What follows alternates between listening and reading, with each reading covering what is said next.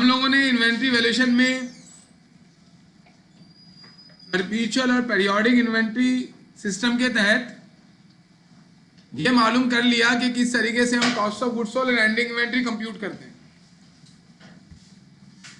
लेकिन जब ending inventory compute हो जाती है तो आपके पास अगर 200 किस्म की इन्वेंट्री है, आप क्या करेंगे?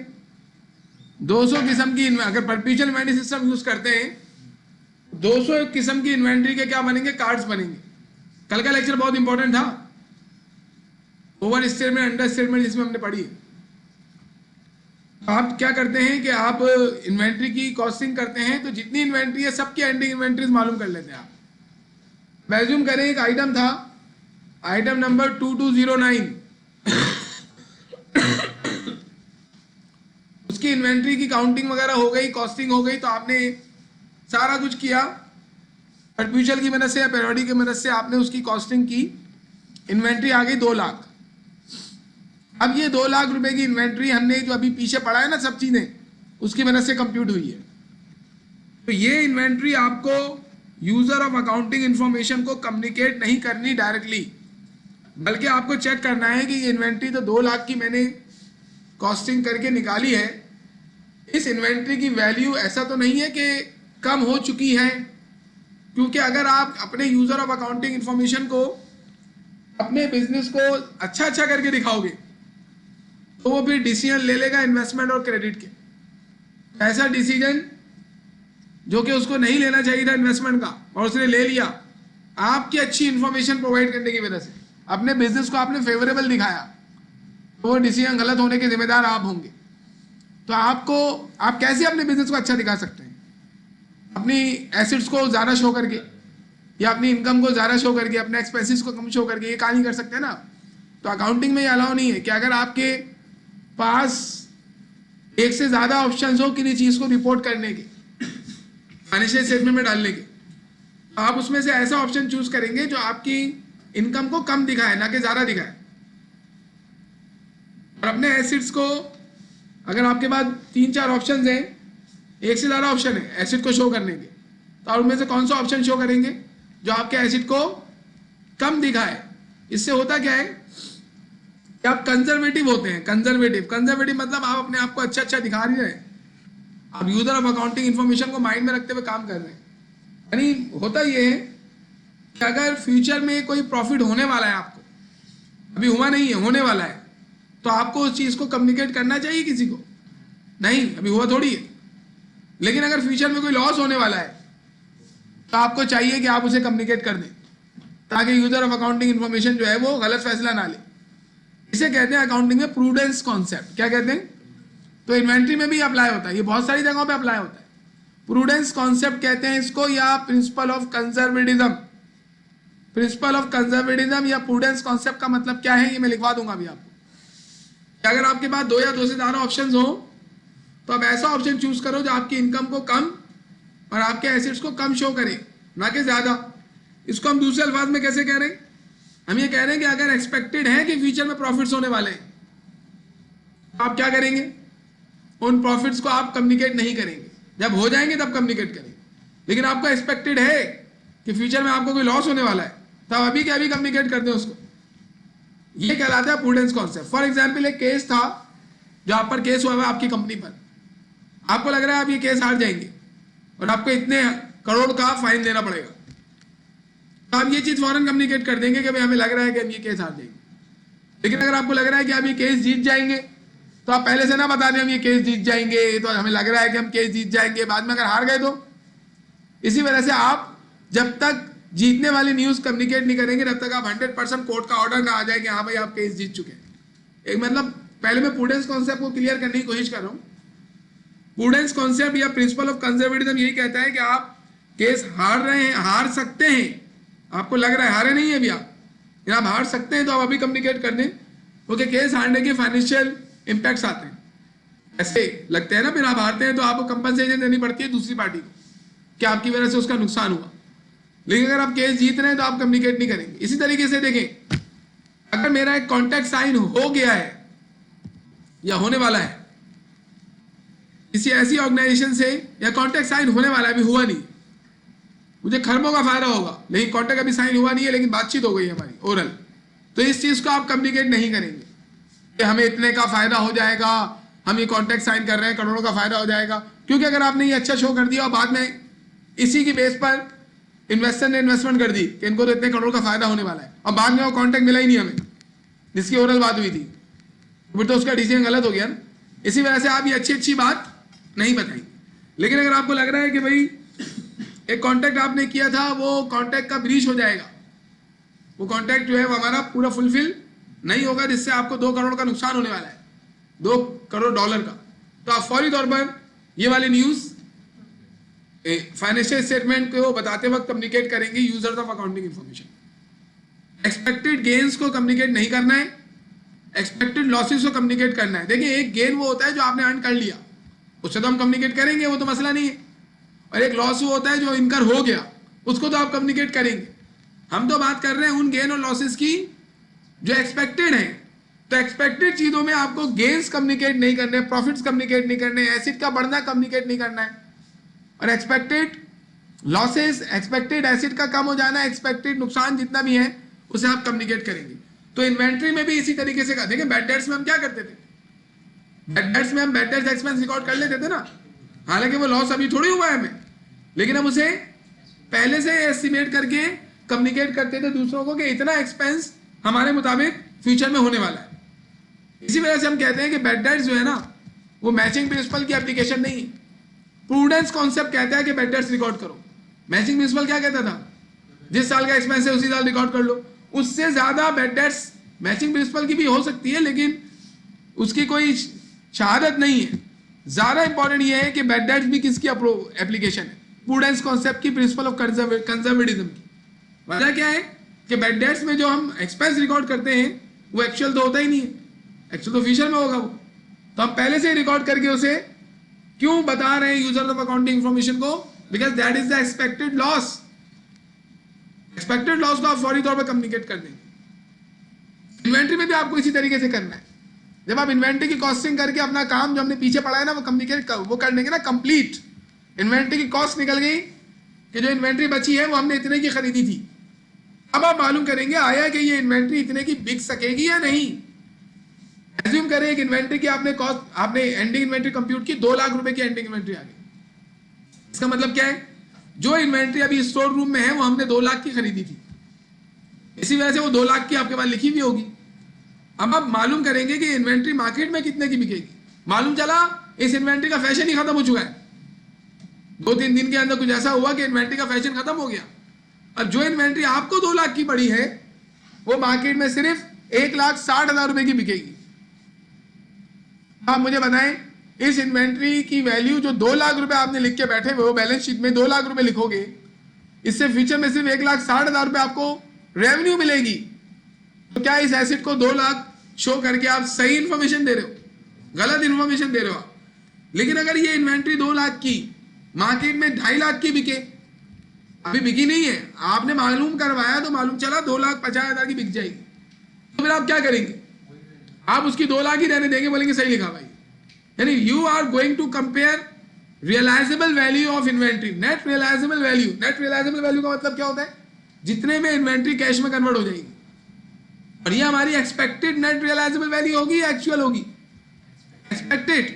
वी विल एस्टिमेट नेट कितनी वैल्यू पर हमारी इन्वेंट्री फ्यूचर में सेल हो जाएगी, and if our net realisable value is greater than our cost, तो हम बोलेंगे ये कॉस्ट सही है। लेकिन अगर हमारी नेट रियलाइजेबल वैल्यू कम हो गई है, कॉस्ट से भी कम हो गई है, तो हम बोलेंगे कॉस्ट हमने ज्यादा लिखी हुई है, ये इन्वेंट्री हमें 2 लाख भी कमा के नहीं दे सकती, तो इसकी वैल्यू क्या कर दो, कम कर दो, बढ़ा दो, कम कर दो। इट मींस यहां भी देखिए प्रूडेंस को कम मद्देनजर रखें। अगर किसी वैल्यू इन्वेंट्री की वैल्यू बढ़ जाए आप उसको कॉस्ट पे ही रहने देंगे, लेकिन अगर वैल्यू कम हो जाए तो आप उसकी वैल्यू कम कर देंगे। यही हम पढ़ने वाले हैं अभी IAS 2 में। जो आपने इन्वेंट्री की सारी चीजें पढ़ी है ना, ये इंटरनेशनल अकाउंटिंग स्टैंडर्ड 2 कहलाता है। इन्वेंट्री का स्टैंडर्ड है जो अभी हमने पीछे भी बातें पढ़ी, लेकिन अभी उसकी एक भली स्पेशल बात जो उस स्टैंडर्ड का मेन थीम है वो हम पढ़ने वाले हैं। वो ये है कि जब इन्वेंट्री की कॉस्टिंग कर लो उसके बाद आप इन्वेंट्री की नेट रियलाइजेबल वैल्यू कैलकुलेट करो। अब जैसे आपके पास इन्वेंट्री रखी हुई थी, उसकी कॉस्ट 2 लाख है, 2 लाख की हमें पड़ी थी। मालूम चला कि बारिश हुई थी जिसकी वजह से कुछ इन्वेंट्री जो है वो खराब हो गई है,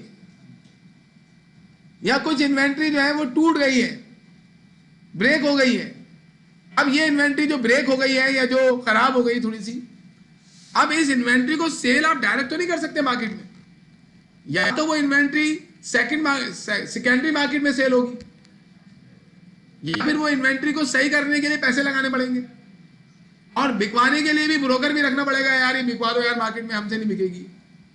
इसका मतलब है उस इन्वेंट्री को बिकवाने में खर्चे लगेंगे, और उस इन्वेंट्री की वो वैल्यू भी नहीं मिलेगी मार्केट से जिस वैल्यू पर नॉर्मल इन्वेंट्री बिकती है। ये मसला नहीं हो गया। अब आप उस इन्वेंट्री की कॉस्ट तो 2 लाख है, लेकिन आपने मालूम करवाया तो मालूम चला इस इन्वेंट्री को सही ये इन्वेंट्री मार्केट ने आपने मालूम करवाया तो मालूम चला 2,20,000 की बिकेगी। नॉर्मली ये इन्वेंट्री 2.5 लाख की बिकती, लेकिन अब ये 2,20,000 की बिकेगी। लेकिन 2,20,000 की बेचने के लिए इस पर 30,000 रुपए लगाने पड़ेंगे, खर्चा होगा इसको सही करने के लिए, खराब हो गई है वो। इसके अलावा ब्रोकर को भी 20,000 रुपए देने पड़ेंगे।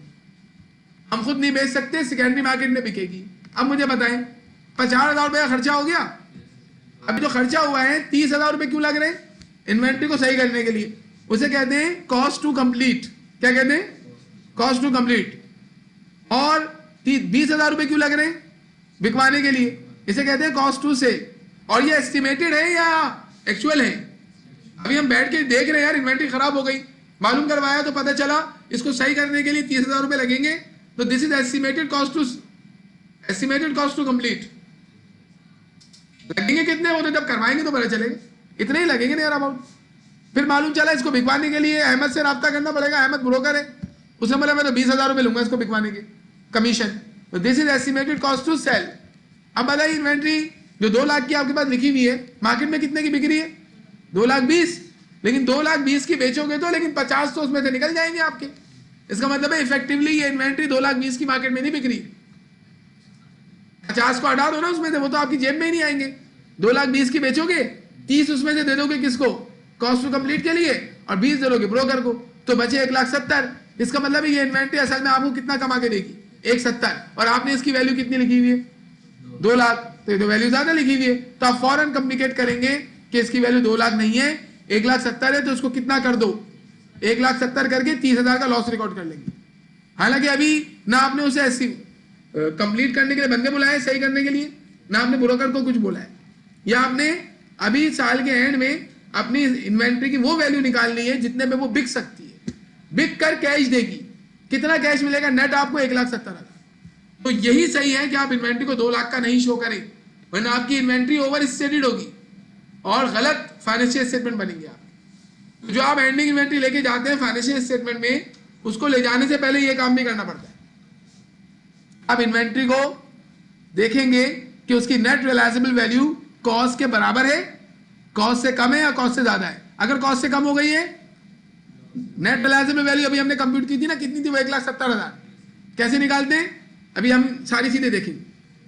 अब इसमें क्या क्या किन किन चीजों की हमें जरूरत पड़ रही है? सबसे पहले तो कॉस्ट निकालनी पड़ेगी, इन्वेंट्री थी कितने की। दूसरी चीज अभी बिकेगी कितने की, that is estimated cost to estimated selling price. अभी हमने अपने एग्जाम्पल में एस्टिमेटेड सेलिंग प्राइस कितनी बताई थी? 2,20,000। फिर आपको मालूम करना पड़ेगा एस्टिमेटेड कॉस्ट टू कंप्लीट, कि इसको सही करने में कितने पैसे लगेंगे, और फिर एस्टिमेटेड कॉस्ट टू सेल, इसको बिकवाने में कितने पैसे लगेंगे। फिर आप ये मालूम कर सकते हैं कि ये इन्वेंट्री असल में फाइनेंशियल स्टेटमेंट में कितने की जानी चाहिए। तो अभी हम ये बात करने जा रहे हैं कि जब इन्वेंट्री की कॉस्ट निकालते हैं ना, तो फिर आपको उस कॉस्ट में क्या क्या ऐड करना चाहिए और क्या क्या ऐड नहीं करना चाहिए। आज से पहले हमने इसमें बात की हुई है, इन्वेंट्री वैल्यूएशन में हमने ये बात नहीं की थी। आपको बता रहे जब आप इन्वेंट्री खरीदते हैं तो इन्वेंट्री खरीदते वक्त कुछ पेमेंट्स होती हैं that are necessary payments and that should be added to the cost of inventory, and there are some payments that are not necessary and reasonable, तो उनको इन्वेंट्री कॉस्ट में ऐड नहीं करेंगे। तो यहां पर एक लिस्ट आ रही है, ये IAS 2 में लिस्ट लिखी हुई है, ये पेपर में आपसे एग्जामिन की जा सकती है, इनको याद कर लेना। इस डायग्राम जो आपको लेफ्ट हैंड साइड पर नजर आ रहा है, इसमें क्या लिखा हुआ है? इंक्लूड्स। मतलब आप इन्वेंट्री की जब कॉस्ट निकालेंगे ना, तो ये चीजें ऐड होंगी उसमें, ये नेसेसरी पेमेंट्स है। और बराबर में जो नजर आ रहा है डज नॉट इंक्लूड, ये आप ऐड नहीं करेंगे इन्वेंट्री कॉस्ट। अगर आपको IS2 का न्यूमेरिकल देगा ना तो आपको ये चीजें दे सकता है। अब मैं आपको एक सिंपल वर्ड्स में बता दूं, इंक्लूड में वो चीजें आती हैं जो इन्वेंट्री को परचेज करने के लिए या उसको सेलेबल कंडीशन में लाने के लिए नेसेसरी भी हो, रीजनेबल भी हो। नेसेसरी का मतलब इसके बगैर इन्वेंट्री आएगी नहीं, और रीजनेबल का मतलब क्या है कि किसी को अगर आप बताएं कि इन्वेंट्री को परचेज करते वक्त वालेकुम सलाम मैंने ये पेमेंट की है, तो वो बोलेगा सही है। तो मैंने आपको पहले बताई थी बात। तो देखिए इंक्लूड में क्या क्या आ रहा है, ऑल कॉस्ट, हमने इस पर बात की हुई है पहले, हम IAS की वर्डिंग देख रहे हैं। इंटरनेशनल अकाउंटिंग स्टैंडर्ड के अंदर जो लिखा हुआ है ना वो ये लिखा हुआ है, all cost incurred in bringing inventory to its present location and condition. वो तमाम कॉस्ट जो इन्वेंट्री को प्रेजेंट लोकेशन जहां मौजूद है अभी वहां तक लाने के लिए लगी, मतलब क्या मतलब है इसका, ट्रांसपोर्टेशन, रास्ते का इंश्योरेंस और सेल्स टैक्स, इंपोर्ट ड्यूटी, ये सारे लगे होंगे। और प्रेजेंट कंडीशन में लाने के लिए, लाने के बाद आपने उसको उसमें मजीद कुछ खर्चा किया होगा। परचेज प्राइस भी शामिल होती है इसमें, ट्रेड डिस्काउंट माइनस कर लो, ट्रेड डिस्काउंट इन्वेंट्री कॉस्ट में ऐड नहीं होता, जितने भी डिस्काउंट है वो इन्वेंट्री कॉस्ट में से क्या कर लो, माइनस। इनरिकवरेबल टैक्सेस, मतलब अगर आपने इन्वेंट्री खरीदी और उस पर कोई टैक्स दिया, बहुत लेट हो गए आप, इन्वेंट्री खरीदी और उस पर टैक्स दिया, वो टैक्स भी इन्वेंट्री कॉस्ट का पार्ट बनेगा। क्यों? क्योंकि उसके बगैर इन्वेंट्री नहीं मिलती आपको। लेकिन अगर ये टैक्स आपको गवर्नमेंट वापस पे कर देगी तो फिर इन्वेंट्री कॉस्ट में ऐड नहीं करेंगे। तो देखिए बराबर में अगर आप देखें तो यहां पर 7 पॉइंट में लिखा हुआ नजर आ रहा है रिकवरेबल टैक्स। तो रिकवरेबल टैक्स इन्वेंट्री कॉस्ट में ऐड नहीं होगा। तो अभी हम क्या बात कर रहे हैं, हम IS2 में एक चीज डिस्कस कर रहे हैं कि इन्वेंट्री की कॉस्ट कैसे निकलती है। कॉस्ट निकालने के लिए ये चीजें ऐड होंगी, ये चीजें इग्नोर होंगी। फ्रेड इनवर्ट, फ्रेड इनवर्ट किसे कहते हैं, ट्रांसपोर्टेशन को। देखिए एक जुमला उसने जो पहला लिखा था ना वो ऑल इंक्लूसिव है, उसमें सब बातें बोल दी उसने, जनरल स्टेटमेंट दिया ना पहला वाला, उसको लोकेशन पर, प्रेजेंट लोकेशन पर और कंडीशन में लाने के लिए जितनी पेमेंट्स हो सब शामिल होंगी। अब उसकी एग्जांपल्स दे रहनी चाहिए। Freight inward, handling and other cost directly attributable to the acquisition. Handling मतलब लेबर के चार्जेस है ना, ये लोडिंग अनलोडिंग, इन्वेंट्री लाओगे तो लोडिंग अनलोडिंग रास्ते में होगी ना, ये भी इन्वेंट्री कॉस्ट का पार्ट बनेगी।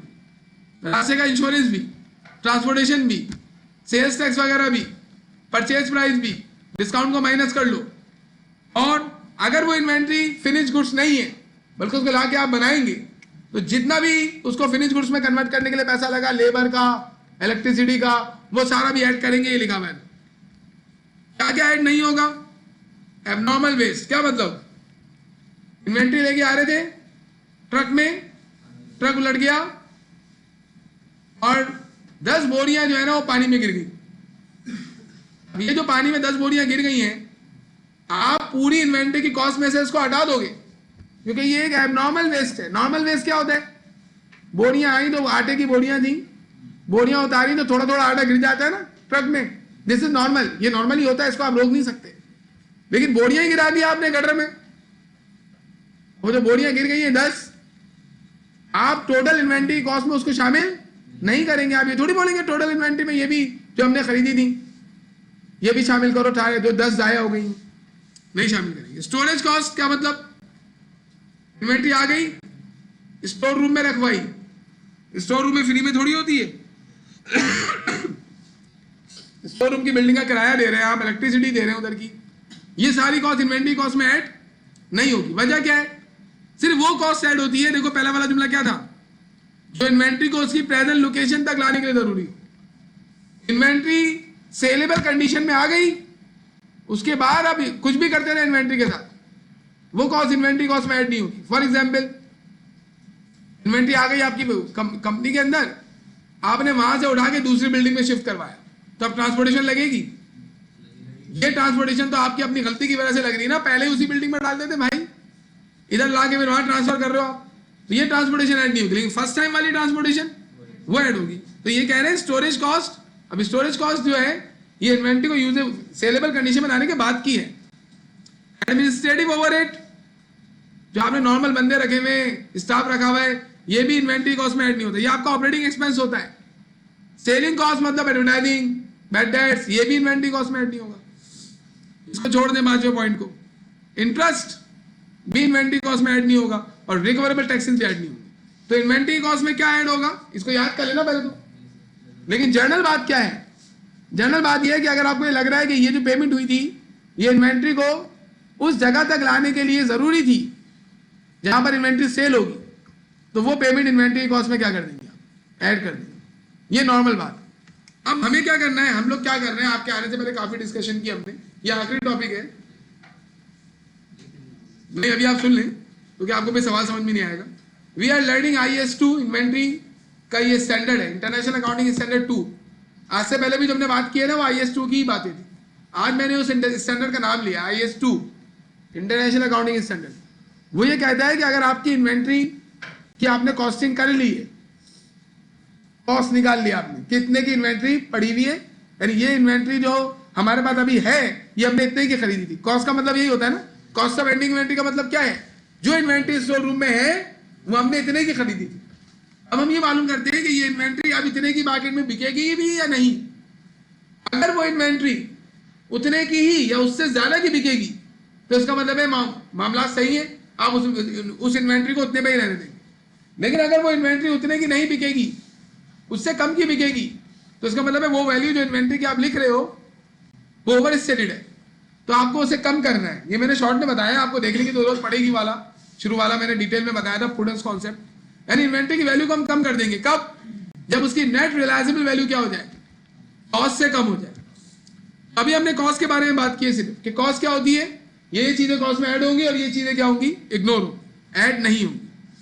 अब आ रही है मेन बात, एनआरवी। एनआरवी मतलब net realisable value. What is net realisable value? इसका देखिए फार्मूला मैंने यहां पर लिखा हुआ है।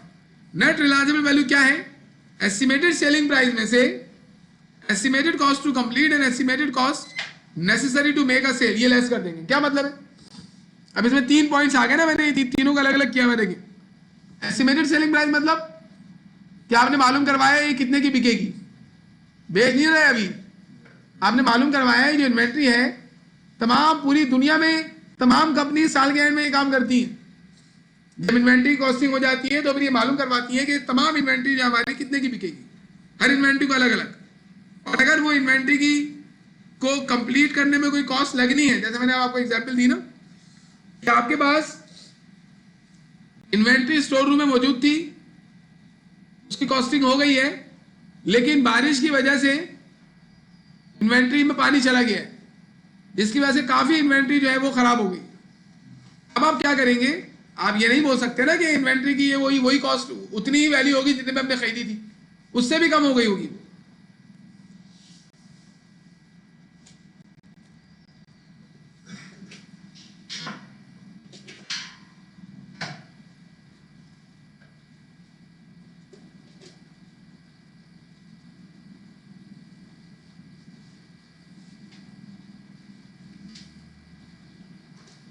चार्जर किसका है भाई?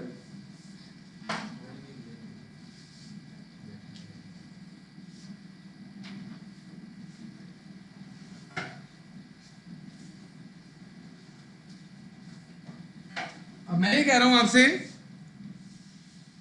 कि अगर उस इन्वेंट्री को कितने में बिक जाएगी आप ये मालूम करेंगे, that is estimated selling price.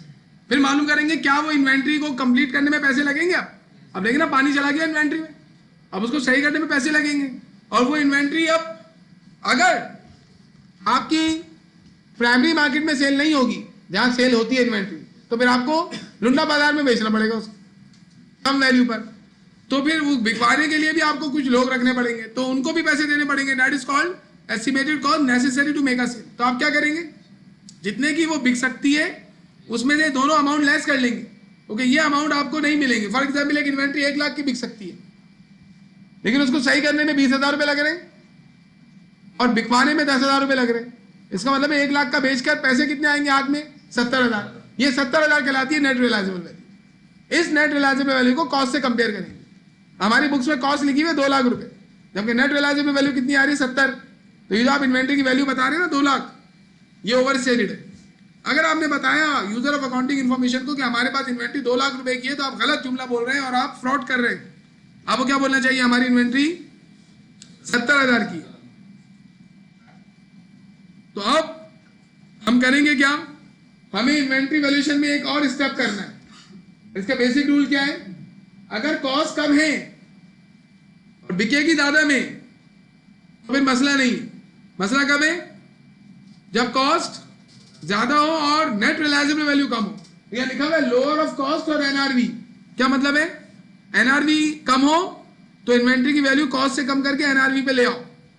अभी न्यूमेरिकल करेंगे ना तो आपको ज्यादा समझ में आएगा।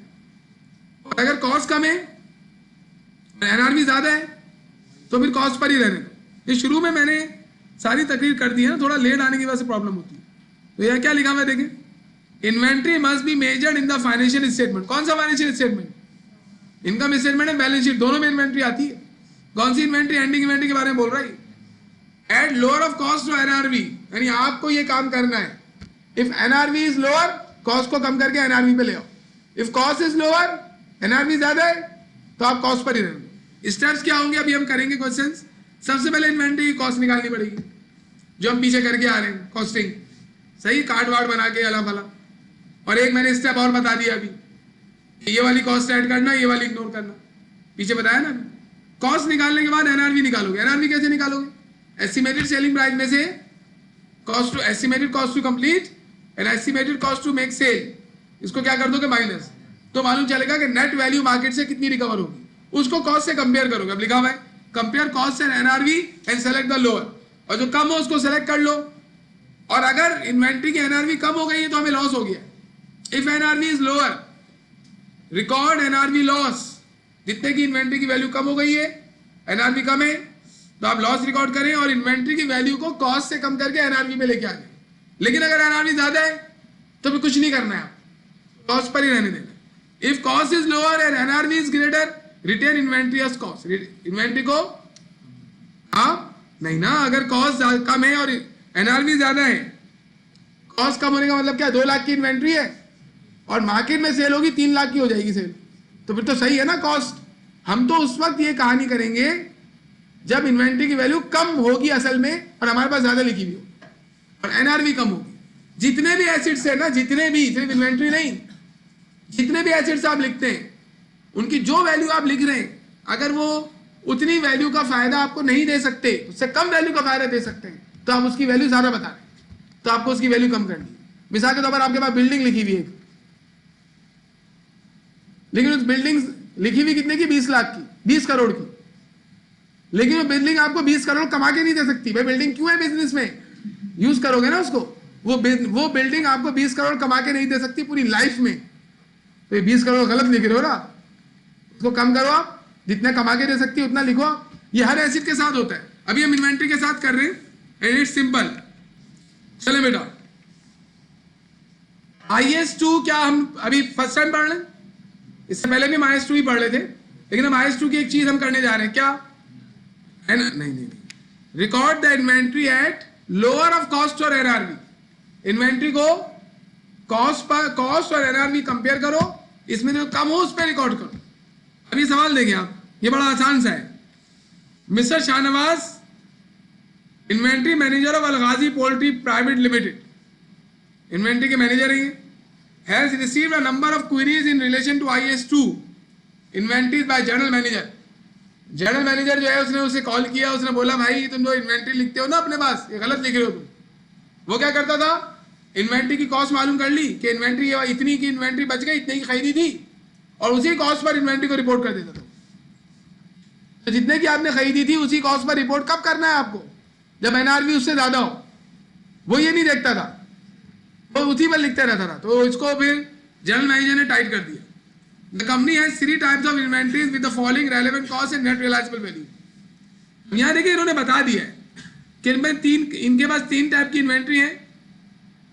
एग्स हैं, डे ओल्ड चिक्स हैं, चूजे, और चिकन जी, मुर्गी है, मुर्गे वगैरह। जो एग्स हैं उसके पास अभी स्टोर रूम में 2,34,000 रुपए के रखे हुए। 2,34,000 रुपए का मतलब क्या है? इतने के उसे पड़े थे बची हुई इन्वेंट्री का। टोटल उसने इतने की इन्वेंट्री खरीदी होगी, बिकी भी तो होगी। जो बच गई है वो 2,34,000 रुपए की उसने खरीदी थी। जबकि ये इन्वेंट्री मार्केट में कितने की सेल हो सकती है? ये इन्होंने नेट रियलाइजेबल वैल्यू आपको निकाल के दे दी, कॉस्ट भी निकाल के दे दी। हालांकि अगर कॉस्ट निकाल के ना दे तो हमें खुद निकालनी पड़ेगी। कैसे निकालेंगे? वही जो मैंने बताया, ये ऐड होंगे और ये इग्नोर होंगे। और एनआरवी निकाल के दे दी, एनआरवी में हमें खुद निकालनी पड़ेगी। कैसे निकालेंगे? Estimated cost to estimated selling price में से estimated cost to complete and estimated cost to sell, ये लेस करेंगे। देखिए मैंने ये फार्मूलाज यहाँ लिखे हुए, यहां पर आप आएंगे, ये मैंने फार्मूलाज लिखे हुए। ईपीएस मतलब एस्टिमेटेड सेलिंग प्राइस, ईसीसी मतलब एस्टिमेटेड कॉस्ट टू कंप्लीट, और ईसीएस मतलब एस्टिमेटेड कॉस्ट टू सेल, और ये फार्मूला लिखा हुआ है। नेट रिलायबल वैल्यू निकालने के लिए एस्टिमेटेड सेलिंग प्राइस में से माइनस कर दो estimated cost to complete and estimated cost to sell, तब आती है एनआरवी। ये एनआरवी इन्होंने यहाँ पे डायरेक्ट निकाल के हमें दे दी है। अब जस्ट हमें कंपेयर करना है, क्या कंपेयर करना है कि इन्वेंट्री जो हमने 2,34,000 की खरीदी थी, मार्केट में आज 2,60,000 की बिक जाएगी। बताएं ज्यादा की बिक जाएगी, कम की बिक जाएगी? ज्यादा की बिक जाएगी। तो क्या हमने इन्वेंट्री को ओवर स्टेटेड किया हुआ है? 2,34,000 की इन्वेंट्री 2,60,000 की बिक जाएगी, तो हम तो इन्वेंट्री को कॉस्ट पे रिपोर्ट करते हैं, तो कॉस्ट तो सही है इसकी, 2,34,000 सही है। डे ओल्ड चिक्स में देखिए आप, डे ओल्ड चिक्स की जो वैल्यू आपने कॉस्ट अपने पास लिखी हुई है, आपने ये डे ओल्ड चिक पर 1,82,000 रुपीज हमने लगाए हुए, ये आपकी कॉस्ट है। जबकि मार्केट में कितने के बिकेंगे ये आज? अगर आज हम बेच दें इनको तो टोटल नेट अमाउंट जो हमें मिलेगा 1,56,000 मिलेगा। इसका मतलब क्या हुआ? ये जो इन्वेंट्री आपने ये जो आपने डे ओल्ड चिक्स अपने पास 1,82,000 के लिखे हुए, इनकी वैल्यू आपने सही कितनी लिखी हुई होगी अपने पास? अभी आपने 1,82,000 लिखी हुई होगी, मार्केट में 1,56,000 के बिक रहे हैं टोटल अमाउंट। तो हम इसको कम करके कितना बना देंगे? 1,56,000, और जितनी वैल्यू कम हुई है उसे लॉस रिकॉर्ड कर लेंगे। इसमें देखिए टेबल एक्स में लोअर ऑफ कॉस्ट और एनआरवी, लोअर ऑफ कॉस्ट और एनआरवी मतलब कॉस्ट और एनआरवी में से कौन सा कम है? कॉस्ट कम है, तो उसको रखेंगे। डे ओल्ड चिक में लोअर ऑफ कॉस्ट और एनआरवी में कौन सा कम है? एनआरवी कम है, तो उसे लेंगे। चिकन्स में देखिए आप, आपके पास 2,99,000 के चिकन है, इतने के आपने खरीदे हैं, जबकि मार्केट में कितने के बिक जाएंगे? 3,12,000 के। तो क्या ये चिकन की कॉस्ट जो लिखी हुई है ये लोअर ऑफ कॉस्ट और एनआरवी के मुताबिक सही है? कितने की रहने देंगे? 2,99,000 की ही रहने देंगे। यही वो आपसे कह रहा है, बोला in the context of IAS to inventories mister Shahnawaz से कहा गया है कि क्या करो, क्लोजिंग इन्वेंट्री की वैल्यू निकालो। तो क्लोजिंग इन्वेंट्री की वैल्यू अभी उसने कितनी लिखी हुई है अपने पास? 7,15,000। इसमें एक एरर है और वो डे ओल्ड चिक्स का एरर है। डे ओल्ड चिक में 1,82,000 की जगह पे 1,56,000 होना चाहिए था। तो अभी हम क्या करेंगे, हम यहां पे इन्वेंट्री निकालेंगे। देखिए ये कॉलम बने हुए, इससे पहले यहां पे इन्वेंट्री की काइंड लिखी जाएगी। कितने टाइप की इन्वेंट्री है इसके पास? एक तो इसके पास क्या है? टेबल एक्स है, डे ओल्ड चिक्स है और चिकन से, ये हो गया इसके पास। इसकी कॉस्ट पहले लिखेंगे हम जो इसने लिखी हुई, छाप रहे हैं अभी हम। 2,34,000 टेबल एक्स की कॉस्ट है और इसकी कॉस्ट 1,82,000 है। तीसरे वाले की कॉस्ट क्या है? 2,99,000। ये हमने कॉस्ट लिख दी, छापी है हमने।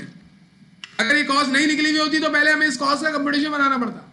एनआरवी, इसके एनआरवी 2,60,000, एनआरवी मतलब नेट रियलाइजेबल वैल्यू, कितना पैसा मिलेगा बेचकर, अभी ये मतलब है 1,56,000 इसकी एनआरवी और इसकी एनआरवी कितनी है? 3,12,000। मतलब हमारा उसका टेबल का काम खत्म हो गया। अब आप मुझे बताएं इन दोनों में से लोअर कौन सी है? कॉस्ट लोअर है या एनआरवी लोअर है? तो कॉस्ट पर रिकॉर्ड करेंगे या कॉस्ट पर ही रहने देंगे? कॉस्ट पर रहने देंगे, कॉस्ट पर रिकॉर्ड नहीं करेंगे, कॉस्ट पर रहने देंगे। कॉस्ट पर तो ऑलरेडी रिकॉर्डेड है ना, वो इन्वेंट्री तो ऑलरेडी कॉस्ट पर रिकॉर्डेड होगी, तो कॉस्ट पर ही रहने देंगे। स्टूडेंट गलत जुमला बोल रहे होते, कॉस्ट पर रिकॉर्ड कर लेंगे। भाई रिकॉर्ड तो हुआ है वो, लेकिन अगर चेंज होती है, एनआरवी कम होती, तो फिर हम ये बोलते कि एनआरवी पर रिकॉर्ड करेंगे। हमारा इन दोनों में कौन सी कम है? एनआरवी कम है, तो एनआरवी पर रिकॉर्ड करेंगे, यानी 1,50,000। इस वाले कॉलम में जो हम इन्वेंट्री लिख रहे हैं ना, ये हमारे फाइनेंशियल स्टेटमेंट में जाएगी। लोअर ऑफ कॉस्ट और एनआरवी स्टैंडर्ड यही है। वो क्या कहता है? फाइनेंशियल स्टेटमेंट में जो इन्वेंट्री जाएगी वो लोअर ऑफ कॉस्ट और एनआरवी जाएगी, ना कॉस्ट जाएगी ना एनआरवी जाएगी, लोअर ऑफ कॉस्ट और एनआरवी जाएगी। जब भी हमने एक कॉलम बनाया, आपसे पेपर में पूछा जाएगा कि बताओ एंडिंग इन्वेंट्री की वैल्यू क्या है, तो आप इस कॉलम की वैल्यू बताएंगे। अब इन दोनों में से कम कौन सा है? तो इसे कॉस्ट पर ही रहने देंगे। मुझे बताएं कॉस्ट का टोटल कितना था, कॉस्ट का टोटल ये था और एनआरवी का ये टोटल है, लेकिन लोअर ऑफ कॉस्ट से एनआरवी का टोटल क्या है 6,89,000। अब आप खुद देखें कि एक इन्वेंट्री जो कि 7,15,000 थी, अब आपने उसे कितना बना दिया।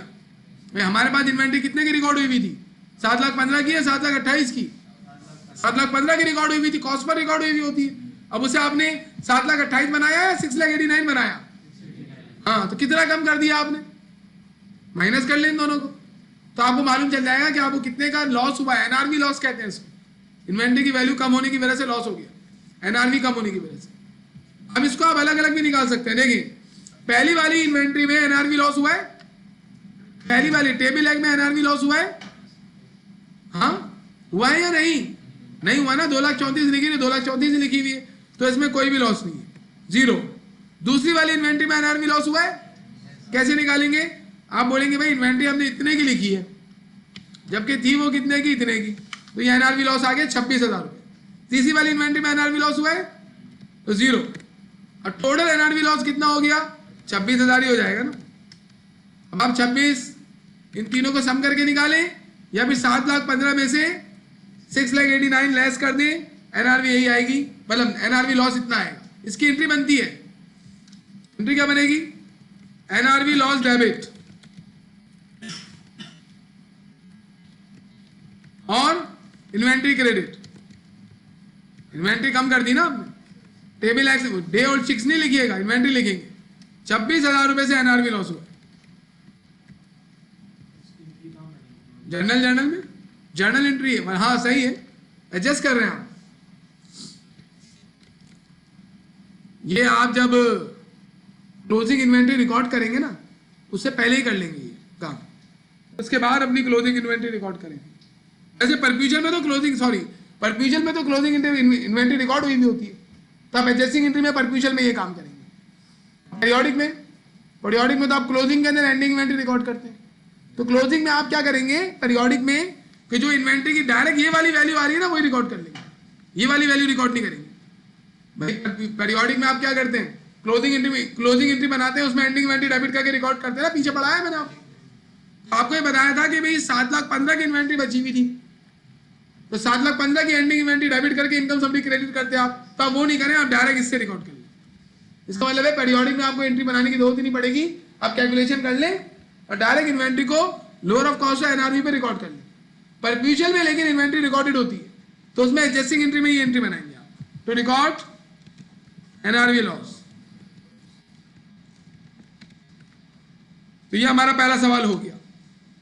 इसमें ये बड़ा सिंपल था, वजह कॉस्ट भी निकली हुई थी, एनआरवी भी निकली हुई थी, जस्ट हमने कंपेयर किया कौन सी कम है, हमने तो कम थी उसको लिखा, और अगर एक की वैल्यू कम हुई है तो उस पर हमने एनआरवी लॉस रिकॉर्ड कर लिया। अब अगले क्वेश्चन में एनआरवी निकली भी नहीं होगी या कॉस्ट निकली भी नहीं होगी, हमें खुद कंप्यूट करनी पड़ेगी, फिर उसके बाद एक काम बढ़ जाएगा ना। इसमें और भी चीजें हैं, पहले क्या बोला इसने, देखिए रिक्वायर्ड नंबर 1 में क्या लिखा हुआ है, क्लोजिंग इन्वेंट्री किसे कहते हैं, एंडिंग इन्वेंट्री को कहते हैं। क्लोजिंग इन्वेंट्री की वो वैल्यू निकालो जो जाएगी बैलेंस शीट में, तो आप यहां लिख देंगे, यहां पर आप लिख दें, नोट लिख दें आप, क्या, the value of closing inventory to be reported in financial statement, यानी स्टेटमेंट ऑफ फाइनेंशियल पोजीशन लिख लें। स्टेटमेंट ऑफ फाइनेंशियल पोजीशन किसको बोलते हैं, बैलेंस शीट को। इस रुपीज बताओ कितनी वैल्यू जाएगी, 6,89,000, ये वैल्यू जाएगी हमारी बैलेंस शीट, ये हमने लिख दिया। दूसरे में क्या बोल रहे हैं, बोल रहे ये बताइए किन कंडीशंस में नेट रिलायजेबल वैल्यू कॉस्ट से कम हो जाती है, तो उसके रीजंस लिखे हुए हैं कहां पर, IS2 में लिखे हुए, वो हमने यही लिखे, यहां पे लिख दिए। देखिए, an increase in cost, a fall in selling price, the situation in which net realizable value is likely to be less than costs are following। क्या मतलब है इसका, पहला रीजन जिसकी वजह से हमारी एनआरवी कम हो जाती है, कि आपने इतना महंगा बनाया प्रोडक्ट, इतने पैसे उसमें जाया करके, मतलब बहुत महंगा बनाया आपने, तो कॉस्ट खुद ब खुद बढ़ जाएगी ना, उतने का बिकेगा ही नहीं मार्केट में, तो एनआरवी कम हो जाएगी। तो फिर आप जितना पैसा आपने लगाया है उस पर थोड़ी आप रिकॉर्ड कर सकते हैं इन्वेंट्री। आपने एक इन्वेंट्री में 10 लाख रुपए लगा दिए, मार्केट में 8 लाख की बिकेगी वो, तो आप 10 लाख का क्या जिद थोड़ी करेंगे आप कि मैं तो 10 लाख का ही लिखूंगा इसको। आपको उसे 8 लाख का लिखना पड़ेगा अपने फाइनेंशियल स्टेटमेंट में। जितने का आप बनाते हैं जरूरी नहीं आपको उतने का नहीं लिखना है इन्वेंट्री को, जितने का वो कमा के दे सकती है वो लिखना है आपको। तो आपने महंगा बनाया, या फिर सेलिंग प्राइस कम हो गई, जो इन्वेंट्री आप बेच रहे थे वो आपने खरीद के रख ली, स्टोर कर ली, आप समझ रहे सेलिंग प्राइस बढ़ेगी, सेलिंग प्राइस कम हो गई, उल्टा फैशन से आउट हो गया वो, लोग खरीद रहे नहीं है, डिमांड कम होने की सेलिंग प्राइस कम हो गई। जब एस्टिमेटेड सेलिंग प्राइस कम हो जाएगी तो खुद ब खुद एनआरवी कम हो जाएगी। फिजिकल डिटेरियोरेशन ऑफ इन्वेंट्री, ये वो वाली बात है, इन्वेंट्री खराब हो गई, टूट गई, डिफेक्टिव हो गई, जिसकी वजह से अब उसकी वैल्यू खुद ब खुद कम हो गई। कौन सी वैल्यू, कॉस्ट या एनआरवी? कॉस्ट तो वही रहेगी ना, कॉस्ट थोड़ी चेंज होगी, जितने का हमने खरीदा था उतने की कॉस्ट तो वही रहेगी। कॉस्ट का मतलब क्या होता है, कितने पैसे हमारे लगे, तो कॉस्ट कम कैसे होगी अगर उसमें खराबी हो जाए। अब एक इन्वेंट्री थी वो टूट गई, तो आप बोलेंगे लो टूट गई इसकी कॉस्ट कम हो गई। भाई कॉस्ट का मतलब है कितने का खरीदा था, 1 लाख रुपए की इन्वेंट्री खरीदी थी, वो गिर के टूट गई, तो कॉस्ट तो अभी भी 1 लाख है, क्योंकि हमारी जेब से 1 लाख रुपए गए, उसकी कॉस्ट कम नहीं हुई। आगे बोले एनआरवी कम हुई है, इसको लोग क्या बोलते हैं, वैल्यू कम हो गई, वैल्यू कम हो गई। तो वैल्यू कम हो गई तो कौन सी वैल्यू कम हो गई, कॉस्ट कम नहीं हुई, एनआरवी कम हुई है, उसकी बिकेगी कम में। अब ये थोड़ी बोल सकते मेरी कॉस्ट कम हो गई, मेरी कॉस्ट कम हो गई अगर आपने बोला, इसका मतलब पता है आपको, आप बोल रहे हैं मैंने इतने का नहीं खरीदा था इसको, ये मतलब निकलेगा, अजीब सी बात है, बच्चों वाली करेंगे। ऑब्सोलीट हो गई प्रोडक्ट, ऑब्सोलीट मतलब फैशन से निकल जाना, पुरानी हो गई वो, ओल्ड फैशन्ड, खुद ब खुद उसकी एनआरवी कम हो जाएगी, कॉस्ट तो वही रहेगी। आपने कोट खरीद के रखे, आप कोट्स बेचते हैं, वो कोट फैशन से आउट हो गया, एक नया कोट आया मार्केट में, सब लोग वो खरीद रहे, हम कहेंगे प्रोडक्ट ऑब्सोलीट हो गई, क्या उसकी कॉस्ट कम हो जाएगी ऐसे, या कॉस्ट बढ़ जाएगी? कुछ भी नहीं होगा, कॉस्ट तो उतनी रहेगी। Selling price, estimated selling price कम हो जाएगी और एनआरवी कम होगी तो लॉस हो जाएगा आपको, NRV loss. Decision as a part of company marketing strategy to manufacture and sell a product at a loss. Company ये कह रही है कि भाई हम कम का बेचेंगे इसको, वो भी एनआरवी लॉस हो जाएगा, उस मार्केट को कैप्चर करने के लिए कर रही है ना वो, कि हमारी प्रोडक्ट बिके, हम इसको एक काम करते हैं कॉस्ट से भी कम में सेल कर देते हैं। कंपनी की अपनी पॉलिसी है, कर रही है, तो फिर उसकी एनआरवी कम हो जाएगी। परचेज में, परचेजिंग में एरर आया, गलत जगह से परचेज कर लिया, महंगा पड़ गया, गलत क्वालिटी की गुड्स परचेज कर लिया हमने, ये डिफरेंट रीजन है जिसकी वजह से हमारी एनआरवी कम हो जाती है या कॉस्ट बढ़ जाती है। एनआरवी कम हो जाए तब भी एनआरवी लॉस, कॉस्ट बढ़ जाए तब भी एनआरवी लॉस। अब हम करेंगे क्वेश्चन नंबर 5 में देखिए क्या बोल रहा है। एएफपी कंपनी करना क्या है, कॉस्ट निकालनी है, कॉस्ट मतलब हमें कितने की पड़ी, और एनआरवी निकालनी है। एनआरवी मतलब estimated selling price minus estimated cost to sell minus estimated cost to purchase, estimated cost to complete, ये लेस करेंगे। अब क्या बोल रही है, AFPN company has inventory on hand at the end of year December 31, 2011 as follows. ये inventory निकाल ली इसने, ये इन्वेंट्री इन्होंने कंप्यूट कर ली है, जैसे आप लोग करते रहे फाइव लाइफ से। सूट केसेस कितने पड़े हुए इसके पास, 450, ये इसकी एंडिंग इन्वेंट्री के यूनिट्स हैं। और एक सूटकेस पर मटेरियल कितना लगा हुआ है, 165 रुपए का। एक सूटकेस पर प्रोडक्शन कॉस्ट मतलब लेबर वगैरह की कॉस्ट कितनी लगी, 18। तो ये जो 18 रुपए और 165 रुपए एक सूटकेस पर लगे हैं, ये क्या है, ये इनकी कॉस्ट है। यानी दोनों वैल्यूज 165 और 18 इसको हम ऐड कर लेंगे हम, और ऐड करके 450 से मल्टीप्लाई करेंगे तो सूटकेस की टोटल कॉस्ट हमारे सामने आ जाएगी।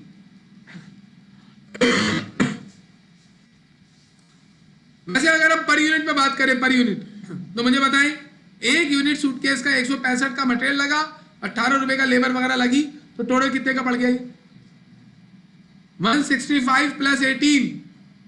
हाथ पे हाथ रख के बैठने की बात नहीं हो रही, कैलकुलेटर निकालें। 165 प्लस 18, 183 का एक यूनिट पड़ गया आपको सूटकेस, एक सूटकेस 183 का पड़ गया, ये कॉस्ट है इसकी। अब सेलिंग प्राइस देंगे, यहाँ पे सेलिंग प्राइस बता रहे हैं, ये रिसेलिंग प्राइस। एक सूटकेस बिकेगा कितने का? 184 का। लेकिन एस्टिमेटेड सेलिंग कॉस्ट मतलब ब्रोकर वगैरह को देना पड़ेगा बेचने के लिए, तो 14 रुपए लेगा वो एक सूटकेस बेचने के। अब एक सूटकेस बिकेगा 184 का, लेकिन उसे 184 में से 14 रुपए तो ब्रोकर को दे दोगे, तो कितने रुपए मिलेंगे एक यूनिट को बेचने के? 170। इसका मतलब एक सूटकेस बेचोगे 170 रुपए आएंगे, जबकि एक सूटकेस की कॉस्ट कितनी है? 183। कॉस्ट ज्यादा है, एनआरवी कम है। इसका मतलब है अगर आप एक सूटकेस की कॉस्ट 183 अपने पास लिखे रहने दें, तो ये कॉस्ट ओवर स्टेटेड है। आपको इसे कितने पर लिखना चाहिए? 170 पर। 170 is NRV, 183 is cost and NRV is lower, तो आप कॉस्ट को कम करके एनआरवी पे लेके आएंगे। हैंडबैग में देखें, हैंडबैग में 55 रुपए का मटेरियल, 15 रुपए की प्रोडक्शन कॉस्ट। हैंडबैग कितने का पड़ गया? 70 रुपीज का। जबकि हैंडबैग मार्केट में बिकेगा 85 और बेचने के लिए 12 रुपए देने पड़ेंगे। तो हैंडबैग 85 में से 12 रुपए तो हमें देने पड़ेंगे, तो कितनी सेलिंग प्राइस मिलेगी हमें? 73। जबकि हमें कितने का पड़ा है हैंडबैग? 70 का। 70 रुपए कॉस्ट है, 73 का मार्केट में बिक सकता है। तो एनआरवी ज्यादा है, एनआरवी कम है, कॉस्ट कम है, तो आप इसको कॉस्ट पर ही रहने देंगे, इसमें मसला नहीं। तो देखिए हमने ओवरऑल सॉल्व कर लिया इसको।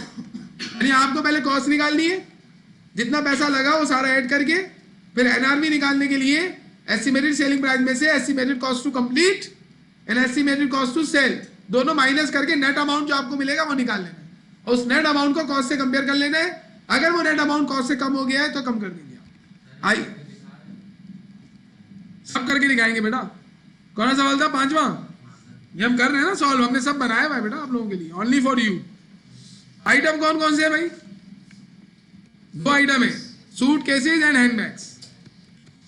Suit cases, handbags. कितने कितने यूनिट्स पड़े हुए भाई? 450, 330। 450 इसके हैं, 330 इसके हैं। मटेरियल कॉस्ट कितनी लग रही है एक यूनिट पर? 165 और 55, ये इतने का मटेरियल लगेगा। प्रोडक्शन कॉस्ट कितनी लगेगी? 18 और 15, 18 इस पर, 15 इस पर। टोटल कॉस्ट कितनी लगेगी? यानी इसको बनाने में, एक यूनिट बनाने में 183 रुपीज लगेंगे, जबकि इसका एक यूनिट बनाने में 70 रुपए लगेंगे। अभी कॉस्ट का काम हो रहा है, अब आप टोटल कॉस्ट निकाल लो। टोटल कॉस्ट कैसे निकलेगी? यूनिट है कितने? 450 और एक यूनिट है 183 का, तो टोटल कितने के यूनिट्स पड़ गए हमें? 83,82350। जबकि इसमें यूनिट कितने का पड़ा? 70 का, और यूनिट कितने हैं? 330। तो टोटल कॉस्ट कितनी बढ़ गई? 23,100। यानी अभी तक हमने क्या काम किया है? हमने कॉस्ट निकाली। अब हम क्या निकालेंगे? एनआरवी। जब भी मैंने इसको देखे हाईलाइट करके येलो किया हुआ है।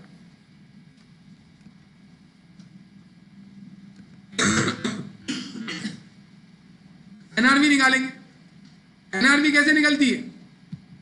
एनआरवी का यहां फार्मूला लिख दूं मैं आपके सामने। वैसे एनआरवी का फार्मूला नजर आ रहा होगा, ये लिखा हुआ। एनआरवी के लिए क्या करोगे? पहले लोगे एस्टिमेटेड सेलिंग प्राइस। ये मैंने एस्टिमेटेड सेलिंग प्राइस का कॉलम बनाया हुआ है। कितनी एस्टिमेटेड सेलिंग प्राइस है? 184 और 85, 184 और 85, ये एस्टिमेटेड सेलिंग प्राइस आ गई। फिर क्या चाहिए? ईसीसी मतलब एस्टिमेटेड कॉस्ट टू कंप्लीट। तो इसमें एस्टिमेटेड कॉस्ट टू कंप्लीट नहीं दिया हुआ। सेलिंग कॉस्ट का मतलब होता है estimated cost to sell. Estimated cost to complete इस सवाल में नहीं दिया हुआ। इसका मतलब क्या हुआ? ये यूनिट सही है, इनमें मजीद कोई पैसा उनको सही करने के लिए नहीं लगाना पड़ेगा, लेकिन बिकवाने के लिए पैसा लगाना पड़ेगा। इसी वजह से हमने एस्टिमेटेड कॉस्ट टू कंप्लीट के बजाय estimated cost to sell, estimated cost to complete ही लिखा हुआ है। तो एस्टिमेटेड कॉस्ट टू सेल आएगा यहाँ कितना? 14 एंड 12। ओके, सेलिंग कॉस्ट मतलब होता है एस्टिमेटेड कॉस्ट टू सेल। अब एनआरवी कितनी निकलेगी एक यूनिट की? 184 का एक यूनिट बिक जाएगा, लेकिन इसको बेचने के लिए 14 रुपए देने पड़ेंगे, तो इफेक्टिवली हमको 170 रुपए मिलेंगे। इस तरीके से ये बिकेगा 85 का, लेकिन 12 रुपए दे दोगे ब्रोकर को तो मिलेंगे 73। अब मुझे बताएं टोटल एनआरवी कैसे निकलेगी? एक यूनिट के नेट अमाउंट मिलेगा 170, और ये यूनिट कितने हैं? पीछे चले जाए आप, यूनिट है 450। इसका मतलब है ये यूनिट बेचकर आपको 76,500 रुपीज आप कमाएंगे। ये हम टोटल में काम कर रहे हैं। इससे पहले हमने ओरल देखा था पर यूनिट में भी कर सकते हो आप। एक यूनिट कितने का बिकेगा मार्केट में? 73। टोटल यूनिट कितने? 330। कितने पैसे टोटल मिलेंगे? अब देखें, अब हमें जस्ट इन दो को कंपेयर करना है। पिछले क्वेश्चन में क्या था? ये वाला काम उसने किया हुआ था और उसने एनआरवी हमें निकाल के दी हुई थी। ये एनआरवी उसने निकाल के दी हुई थी। इसके अलावा ये जो कॉस्ट वाला काम है ना, ये जो टोटल कॉस्ट हमने निकाली है, इससे पहले जो हमने ये लिखा है, ये इसने करके दिया हुआ था। यानी जो कॉलम्स मैंने हाईलाइट किए हुए ना इससे येलो से, ये इसने दो कॉलम हमें दे दिए थे। देख लें आप पहले वाले सवाल में, उसने दो कॉलम हमें दे दिए थे, कॉस्ट और एनआरवी। हमें डायरेक्ट कंपेयर कर लिया था, तो अब हमारे पास इन दो को कंप्यूट करने के लिए हमें कॉलम बनाने पड़ गए। अब आ जाए, अब मुझे बताएं, पहली वाले सूटकेसेस के अंदर कॉस्ट है 82350, यानी इतने का हमारे पास रिकॉर्ड हुआ भाई, जबकि ये सेल सिर्फ हो सकता है 76,500 का। मुझे बताएं, ज्यादा पैसे मिल रहे हैं, कम मिल रहे हैं? एनआरवी कम है ना, एनआरवी कम है, तो इस इन्वेंट्री को आप एनआरवी पे लेके आ जाएंगे। अब बोलेंगे इस इन्वेंट्री की वैल्यू 76,500 है, ना कि 82350। तो आप जब इसको 76,500 करेंगे तो आपके पास तो ऑलरेडी कितने का रिकॉर्ड हुआ है? 82350। तो आपके पास लॉस आएगा। कितना लॉस आएगा? आप बोलेंगे इतने की रिकॉर्ड की मैंने, जबकि इन्वेंट्री है कितने की? इतने की रिकॉर्ड हुई भी थी, तो इतनी वैल्यू मुझे कम करनी पड़ गई। ये आपको लॉस हो गया, इन्वेंट्री की वैल्यू कम कर, ये आपकी कॉस्ट जाया हो गई। जबकि दूसरे में एनआरवी कितनी है? एनआरवी 24,090, जबकि कॉस्ट कम है, तो फिर कम है उसी में लिखेंगे ना, तो हम इसको इसी में रहने देंगे। अब इसमें कोई एनआरवी लॉस आपको नहीं हुआ। क्यों? क्योंकि जितने की वैल्यू थी 23,100 की थी, हमने 23,100 की ही लिखी है। अब बैलेंस शीट में कौन सी इन्वेंट्री जाएगी?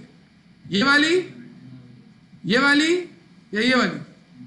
बताएं, नाम ले उसका। Lower of cost NRV.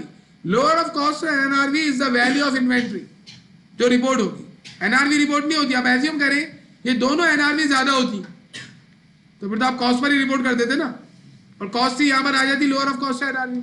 हम इन तीन कॉलम को टोटल कर लेते। अभी हमारे पास इन्वेंट्री इतने की लिखी हुई थी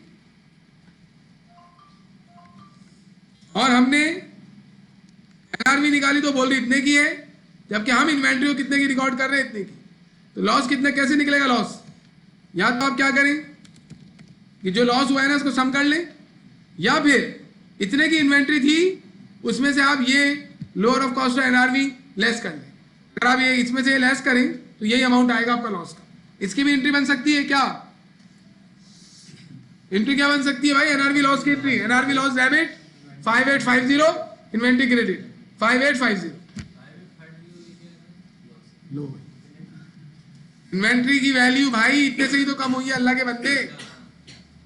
जितने से इन्वेंट्री की वैल्यू कम होगी वो हमारा एनआरवी लॉस होगा। यानी आपके पास इनकम स्टेटमेंट में ये लॉस जाएगा, जबकि बैलेंस शीट में इन्वेंट्री जो मैं लिखूंगा उसकी क्या वैल्यू लिखूंगा? 99600। यानी स्टैंडर्ड यही कह रहा है कि इन्वेंट्री को लोअर ऑफ कॉस्ट एनआरवी पे रखो। क्या वो सही कह रहा है? सही कह रहा है वो। अगर आपने इन्वेंट्री को इतने पे लिखा तो ये झूठ है, क्योंकि ये इन्वेंट्री इतना कमा के आपको देगी ही नहीं, तो आप उसे कम पे कर दें। हम करेंगे, ये बहुत आसान सवाल है कासिम वाला, अभी हम डिस्कस करते हैं। उससे पहले इसमें आ जाओ, इनको घर पे जाके लाजमी कर लेना भाई सॉल्व। ये जो हैंडआउट है ये एफएफए के लिहाज से मुश्किल है थोड़ा सा, क्योंकि ये जो मैंने क्वेश्चन दिए हैं ये आपके अगले कोर्स में से उठाए एफएसीआर में से। ये उनके एग्जाम क्वेश्चन हैं, या आईएसएमए के एग्जाम्स क्वेश्चन है, एफएसीआर में से उठाए मैंने। क्योंकि पहले IAS2 यहाँ पर नहीं एग्जामिन होता था दादा, वहां पे होता था, तो उसकी प्रैक्टिस वहां से उठा ली हमने, यहाँ पे लगा दी। आएगा, स्टूडेंट समझते हैं कि नहीं आएगा, अल्लाह करे आए, लाजमी आए। अल हिकमत प्राइवेट लिमिटेड आना चाहिए पेपर में। पेपर जब आपका स्टैंडर्ड वाला पेपर होगा ना, तब आपकी सर्टिफिकेशन की वैल्यू भी होगी। Al Hikmat private limited closing inventory before adjustment as at June 30 2019 इज 1130482। ये क्या है 1130482? What is this? Ending inventory की कॉस्ट टोटल। उसने बताया कि हमने कॉस्टिंग की तो इतने की इन्वेंट्री हमें नजर आ रही है 1130, हाँ 11,30,482 रुपए की इन्वेंट्री है। मतलब जो इन्वेंट्री आज स्टोर रूम है वो हमें इतने की पड़ी थी। अब क्या बता रहे हैं? विच इंक्लूड्स, इसमें शामिल है, क्या शामिल है? 1,50,800 रुपए के वो आइटम जो डिस्ट्रॉय हो गए, जून 30 को डिस्ट्रॉय हो गए, खत्म, फिनिश्ड, उनका वजूद खत्म हो गया। इसका मतलब है ये तो पूरा ही लॉस हो गया। इसमें तो आपको ना एनआरवी को कॉस्ट से कंपेयर करने की जरूरत ही नहीं पड़ेगी, क्योंकि उसकी कॉस्ट ही तबाह हो गई, इन्वेंट्री तबाह हो गई ना। After the count was completed, जब हमने काउंट कर लिया उसके बाद हम पहुंचे घर, वहां पर ऑफिस में, तो मालूम चला आग लग गई। आग लग के इन्वेंट्री जल गई। कितने की जल गई?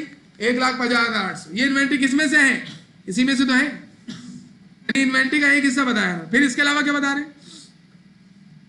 It also includes 9। अच्छा, ये जो डिस्ट्रॉय हो गई है इसकी एनआरवी क्या होगी?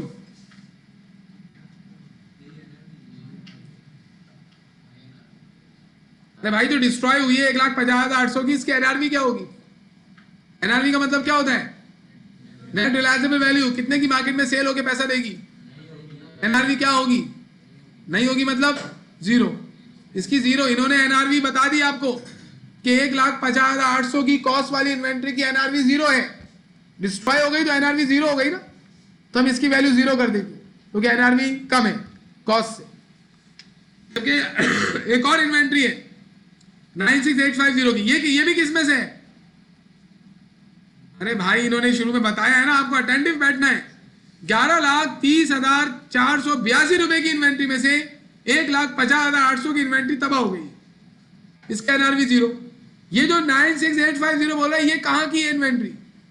ये भी इसी में से है, 11,30,482 में से ये लिखा हुआ तो है। It also includes. अब इस इन्वेंट्री के बारे में क्या बोल रहे हैं? Which relates to a cost of an inventory damaged. Damage का मतलब ये नहीं है कि तबाह हो गई, डैमेज का मतलब है खराब हो गई वो, उसको हम सही कर सकते हैं। अब ये बोल रहा है एंड कैन बी रीप्रोसेस्ड, ये रीप्रोसेस हो सकती है। कैसे? At a cost of ₹22090। Reprocess का मतलब क्या है? एस्टिमेटेड कॉस्ट टू कंप्लीट या estimated cost to sell? Complete. यानी इसको सही करने के लिए 22,090 रुपए लगेंगे और उसके बाद ये मार्केट में 78,330 की सेल हो जाएगी। अब मुझे बताएं जरा इस इन्वेंट्री के बारे में। 96,850 की इन्वेंट्री जो है, इसके बारे में मुझे कुछ बताएं आप। एस्टिमेटेड कॉस्ट टू सेल है ना ये, सॉरी एस्टिमेटेड सेलिंग प्राइस है ना ये, इतने की बिकेगी। इसको इतने का बेचोगे तो इतने पैसे भी लगेंगे, तो नेट अमाउंट क्या आएगा? करो ना, माइनस करो ना, माइनस करो 78,330 माइनस 22090, माइनस करो। उसको छोड़ो भाई, इसका बताओ। 1,50,800 के बारे में तुम क्या बता रहे हो? वो जाया हो गई, आग लग गई, तबाह हो गई, जल गई इन्वेंट्री। तो जल गई तो वो थी 1,50,800 की, लेकिन बिकेगी कितने की ये बताओ? 1,50,800 वाली इन्वेंट्री जल गई, कितने की बिकेगी? तो कितने की बिकेगी? जीरो की। तो जीरो हो गई ना एनआरवी। जब एनआरवी जीरो हो गई तो इसकी वैल्यू 1,50,800 का आप लॉस बना देंगे। लॉस हो गया ना, एनआरवी लॉस हो गई। अभी हम करेंगे ना दोबारा सवाल, इसका बताओ मुझे। 9 से नेट एनआरवी कितनी आई? 56,000। यानी इसको, ये जो इन्वेंट्री हमारे पास है 96,850 की, इससे हमें पैसे कम मिल रहे हैं, ज्यादा मिल रहे हैं?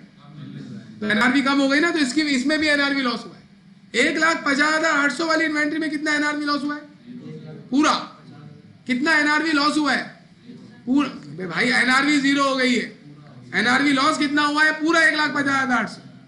जबकि ये वाली इन्वेंट्री में एनआरवी लॉस तो पूरा नहीं हुआ, क्योंकि बिक भी रही है मार्केट।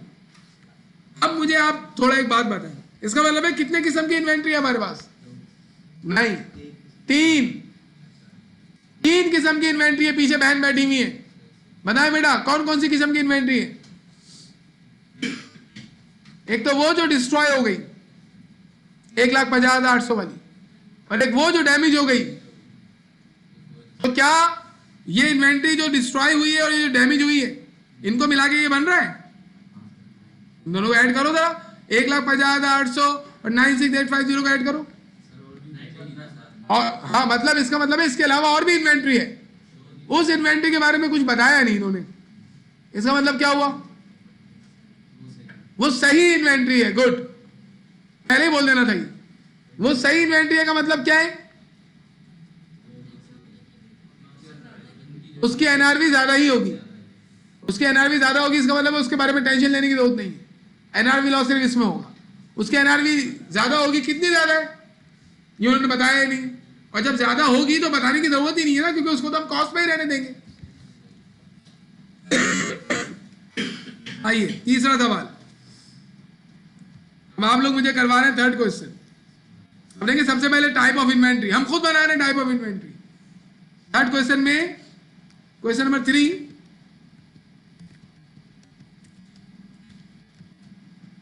आप बड़े हो गए हैं, आपको खुद भी काम करना पड़ेगा। कितने टाइप की इन्वेंट्री है? एक कहेंगे हम गुड इन्वेंट्री। गुड इन्वेंट्री मतलब इसको कोई नुकसान नहीं पहुंचा। और एक कौन सी है? Destroy inventory, destroyed. एक वो ये है तो तबाह हो गई। और एक कौन सी है? Damage inventory. 3 टाइप की इन्वेंट्री कर दी। अब यहां आ जाएगा टोटल। उसने हमें क्या दिया है? उसने हमें टोटल दिया है।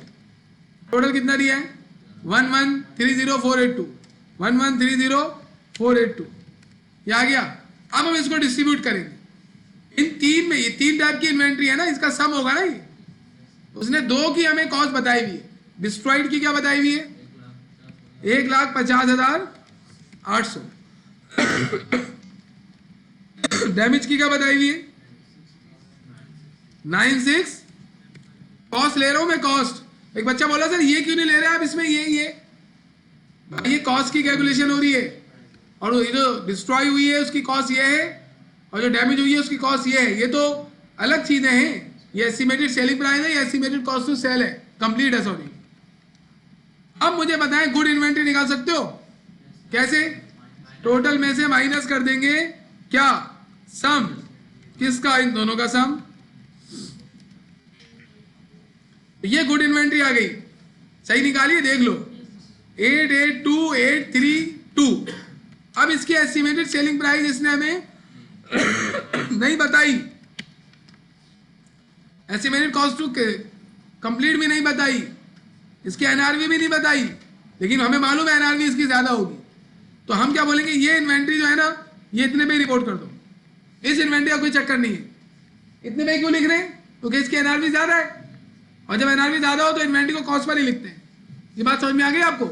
तो इसमें लॉस कितना होगा? पहली वाली इन्वेंट्री में 0 का लॉस, नो लॉस। असल में काम हमें इन 2 में करना है। डिस्ट्रॉयड इन्वेंट्री की एस्टिमेटेड सेलिंग प्राइस क्या होगी?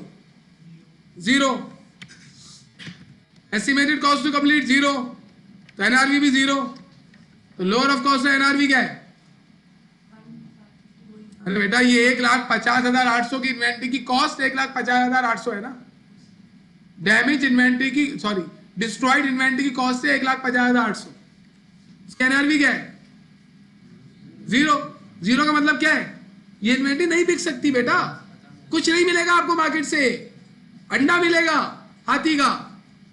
तो वहां मुझे बताए ना, लोअर ऑफ कॉस्ट एनआरवी क्या है? 0 होगी ना। 1,50,800 थोड़ी बोलेंगे आप। 0 हो गई एनआरवी, यानी इस इन्वेंट्री को आप बैलेंस शीट में रिपोर्ट नहीं करेंगे। 0 का मतलब ये। एनआरवी लॉस कितना हुआ? यहां बोलेंगे आप कि पूरा 1,50,800 रुपए का लॉस हो गया। लॉस हो गया सर, नेगेटिव। गुड इन्वेंट्री में कोई लॉस नहीं हुआ। डिस्ट्रॉयड इन्वेंट्री में जितनी वैल्यू थी पूरी लॉस हो गई। एनआरवी 0 और बैलेंस शीट में रिपोर्ट नहीं होगी, क्योंकि एनआरवी 0 हो गई तो बैलेंस शीट में नहीं जाएगी, और पूरी वैल्यू लॉस्ट हो गई तो एनआरवी लॉस 1,50,800। ये जो डैमेज इन्वेंट्री है इसमें काम करेंगे। इसके एस्टिमेटेड सेलिंग प्राइस क्या बता रहा है? 78,330। ये हम लिखेंगे 78,330। एस्टिमेटेड कॉस्ट टू कंप्लीट भी दे रहा है वो। इसको कंप्लीट करने के लिए कितने पैसे लगेंगे? 22,090, 22,090 रुपए। अब इसका मतलब है ये बिक कर हमें कितना पैसा देगी? ये पैसा आएगा सेल होके, ये पैसा कंप्लीट करने में लग जाएगा। तो असल में आपको 56,240 रुपीज मिलेंगे मार्केट से। अब ये इन्वेंट्री है कितने की, 96,850 की, जबकि मिलेंगे इतने पैसे। तो कॉस्ट ये है और ये 96,850, एनआरवी है, तो कौन सी कम है भाई? लोअर ऑफ कॉस्ट और एनआरवी में से एनआरवी कम है, तो इस इन्वेंट्री को बैलेंस शीट में मैं कितने का लिखूं? 96,850 का। प्रूडेंस कॉन्सेप्ट बोल रहा है नहीं, प्रूडेंस कॉन्सेप्ट ये बोल रहा है कि इसकी value expected selling, expected value कम है इसकी। This inventory can not give you the cash equal to 96,850 और मोर, ये कम कैश दे रहा है, तो इस इन्वेंट्री को मैं 96,850 का लिखूं? नहीं ना, इसको कितने का लिखेंगे? कितने का लिखेंगे ना बेटा, कम हो गई ना वैल्यू इसकी। आप क्यों बोल रहे हैं 96,850 का? क्यों लिखेंगे एक्चुअल? आपने इतने पैसे उस पर लगे, ये इतना आपने, इतने की इन्वेंट्री आपने खरीदी थी, यही तो हम पढ़ रहे हैं, इतने की इन्वेंट्री आपने खरीदी थी, लेकिन आज मार्केट में सेल करके इतने पैसे मिलेंगे आपको, तो उसकी इतनी वैल्यू है ही नहीं ना। तुमने एक लैपटॉप खरीदा 2 लाख का, हमने बात लिख लिया 2 लाख का है, एक महीने बाद नए मॉडल्स आ गए, मार्केट से मालूम करवाया तो 10,000 का लैपटॉप है। अब तुम क्या बोलोगे? मेरे पास 2 लाख का लैपटॉप है, ये बोलोगे तुम? यही जो नॉर्मल बंदा है वो यही बोलेगा 2 लाख का लैपटॉप है मेरा, 2 लाख का। हाँ, हालांकि आप गलत बोल रहे हैं, बिजनेस में ऐसे थोड़ी चलेगा। क्या आप यूजर ऑफ अकाउंटिंग इन्फॉर्मेशन को ये बताएं कि ये लैपटॉप 2 लाख का है, 10,000 का? यही तो कर रहे हैं बेटा, शुरू से यही कर रहे हैं। एनआरवी और कॉस्ट को कंपेयर कर रहे हैं, और एनआरवी कम है तो एनआरवी पे लिखेंगे ना इन्वेंट्री को। इस कॉलम का मतलब क्या है? जो वैल्यू कम है वो लिखो और उसी को बैलेंस शीट में लेके जाओ। जबकि इससे आगे वाले कॉलम का मतलब क्या है? अगर वैल्यू कम हो गई है तो कितनी कम हो गई है उतना लॉस रिकॉर्ड करो। अब ये वैल्यू कितनी हो गई इस इन्वेंट्री की, बताओ कितनी वैल्यू हो चुकी है इसकी? 56,240 इसकी वैल्यू हो गई है, और आपने कितनी कॉस्ट लिखी हुई थी अपने पास? 96,000। तो वैल्यू कम करने की वजह से कितना लॉस हो गया? 40,610। तो टोटल लॉस कितना हो गया इसको सम कर लो। ये आपका टोटल लॉस है, और ये वो टोटल वैल्यू है इन्वेंट्री की जो बैलेंस शीट में रिपोर्ट होगी। आपसे वो 2 चीजें पूछेगा, वो आपसे ये पूछेगा बताओ आज बैलेंस शीट में कितने की इन्वेंट्री लिखोगे? तो आप देखें आपकी इन्वेंट्री लिखी हुई कितने की थी? 11,30,482 की। लेकिन आज बैलेंस शीट में उसे कितने की लिखेंगे आप? 939,072, और इतने का लॉस इनकम स्टेटमेंट में चला जाएगा। तो आपसे वो ये पूछता है, आप देखें सवाल में क्या पूछ रहा है वो, क्लोजिंग इन्वेंट्री की वैल्यू निकालो। तो आप क्या जवाब लिखोगे? क्या लिखोगे? आप एंट्री बना लो, NRV loss debit, inventory credit. कितने से लॉस हुआ? 191,410, 191,410, ये आपका लॉस है। नरेशन भी लिख सकते हो, रिकॉर्ड एनआरवी लॉस। इन्वेंट्री तो होती है, गुड्स क्या होती है? इन्वेंट्री होती है। हाँ दो भाई यार, आपके पास इन्वेंट्री एसिड के तौर पर डेबिट में रिकॉर्ड हुई भी होती है ना, तो उसकी वैल्यू कम करोगे तो उसे क्रेडिट करके कम नहीं करोगे। अल्लाह के बंदे, मैं कुछ ही बोलता हूँ, सवाल पूछते रहा करो। इज्जत मुझे करने तो अपना सवाल पूछे आप। अब आया बोल रहा है, इससे पहले क्या हो रहा था? अच्छा, इसके बाद अगर वो आपसे पूछ रहा है बैलेंस शीट में कितने की रिपोर्ट होगी, तो आप क्या लिखेंगे नोट में? हाँ, the value of inventory to be reported in balance sheet, यानी statement of financial position, statement of financial position कितनी आएगी? इज ₹93,9072।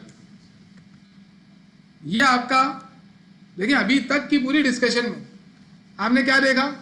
इन्वेंट्री की पहले कॉस्ट देखो, कॉस्ट निकली हुई है तो सही है, कॉस्ट नहीं निकली हुई तो उसकी कॉस्ट कंप्यूट करो, पहला काम। दूसरा काम, एनआरवी अगर दी हुई है तो डायरेक्ट काम हो जाएगा, एनआरवी नहीं दी हुई तो एस्टिमेटेड सेलिंग प्राइस में से एस्टिमेटेड कॉस्ट टू कंप्लीट है estimated cost to sell minus करके एनआरवी निकालो। फिर जब एनआरवी आ जाए और कॉस्ट भी आ जाए तो सारे कॉलम छोड़ दो, बस एनआरवी कॉस्ट को कंपेयर करो। अगर एनआरवी कम हो गई है तो लोअर ऑफ कॉस्ट और एनआरवी में एनआरवी लिख दो, अगर एनआरवी ज्यादा है तो लोअर ऑफ कॉस्ट और एनआरवी के कॉलम में कॉस्ट लिख दो और उसको सम कर लो तो टोटल हमारी इन्वेंट्री की वैल्यू आ जाएगी। और दूसरा, अगर किसी इन्वेंट्री की वैल्यू कम हुई है तो उसका एनआरवी लॉस रिकॉर्ड करो। पेपर में आपसे 2 चीजें पूछ सकता है, क्या? लोअर ऑफ कॉस्ट और एनआरवी की वैल्यू बताओ। लोअर ऑफ कॉस्ट और एनआरवी का मतलब क्या है? Value of inventory in balance sheet, ये जाएगी value of inventory balance sheet में। और इसका मतलब क्या है? ये लॉस है आपका इनकम स्टेटमेंट में जाएगा।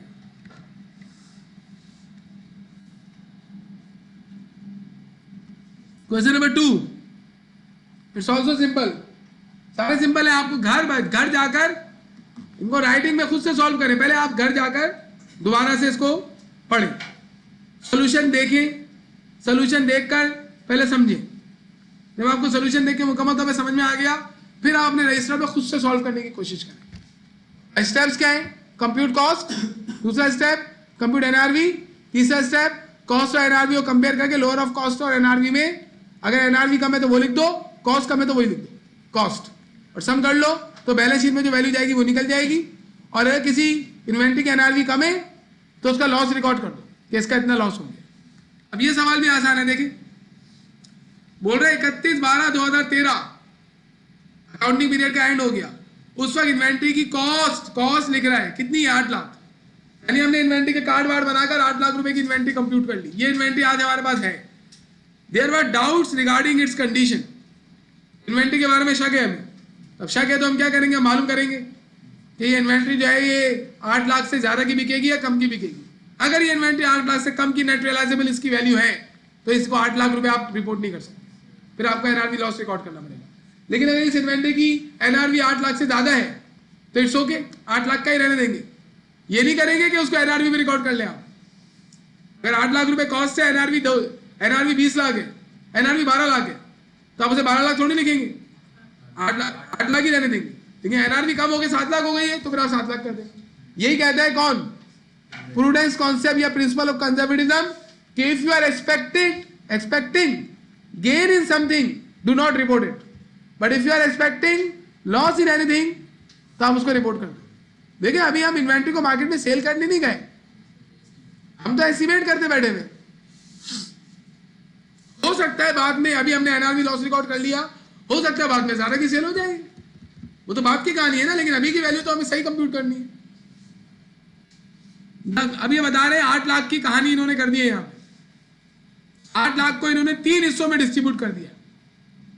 क्या बोल रहे हैं? बोल रहे हैं द गुड स्टॉक वर्थ 75%, यानी 8 लाख की गुड्स में से 75% गुड्स गुड है। गुड है मतलब उसकी एनआरवी ज्यादा हो। अब 8 लाख का 75% कितना बनता है भाई? हाथ पांव हिला लो यार। 8 लाख का 75% कितना बनता है? 6 लाख। यानी 8 लाख में से 6 लाख की इन्वेंट्री सही है। इसके बाद अभी इसके बाद जो हमारा टॉपिक स्टार्ट होने वाला है कदरे आसान है। आप लोगों को क्या करना है? इन्वेंट्री वैल्यूएशन को छोड़ना नहीं है, प्रैक्टिस करनी है साथ साथ इसकी, खासतौर पे IS2 की। IS2 का अगर आपको न्यूमेरिकल देना पेपर में तो इनसे हार्ड नहीं देगा वो।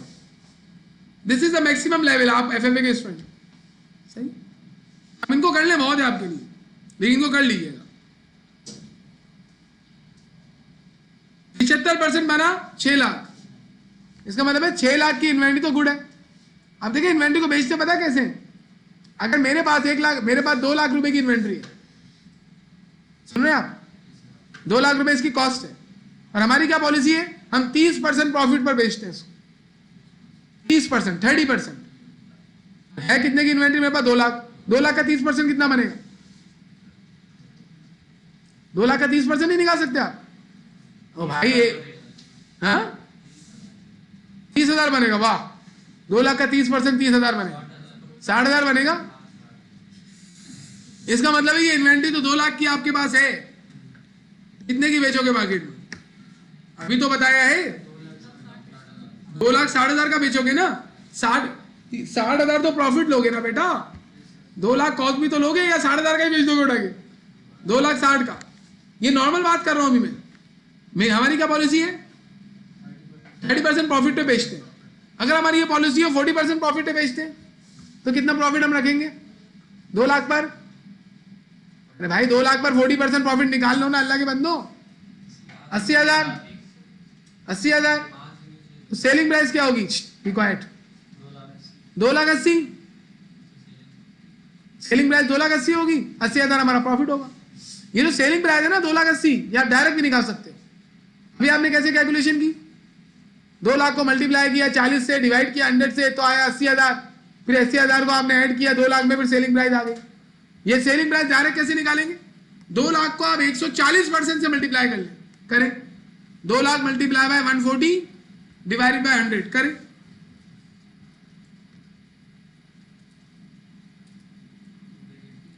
डायरेक्ट 2,80,000 आ गया। 140 का मतलब क्या है, 100% मतलब कॉस्ट और 40% प्रॉफिट, तो 140% बन गया ना टोटल। 140% का मतलब है इसमें 40% प्रॉफिट ऐड करके डायरेक्ट सेलिंग प्राइस आ रही है। अब मुझे बताएं, अगर मेरी इन्वेंट्री की कॉस्ट 5 लाख है और मैं 20% प्रॉफिट पर बेचता हूं, तो सेलिंग प्राइस क्या होगी, डायरेक्ट सेलिंग प्राइस कैलकुलेट करें। कैसे कैलकुलेट करेंगे, 120% से मल्टीप्लाई कर लें, मल्टीप्लाई 120 डिवाइड बाय 100, 6 लाख मेरी सेलिंग प्राइस हो गई। अब ये जो हम काम कर रहे हैं, अभी तो मैं आपसे बात कर रहा हूं, ये यहाँ यूज हो रही है, देखिए क्या बोल रहा है, बोल रहे 8 लाख में से 75% स्टॉक जो है ना वो गुड है। गुड स्टॉक का मतलब क्या है, सही है।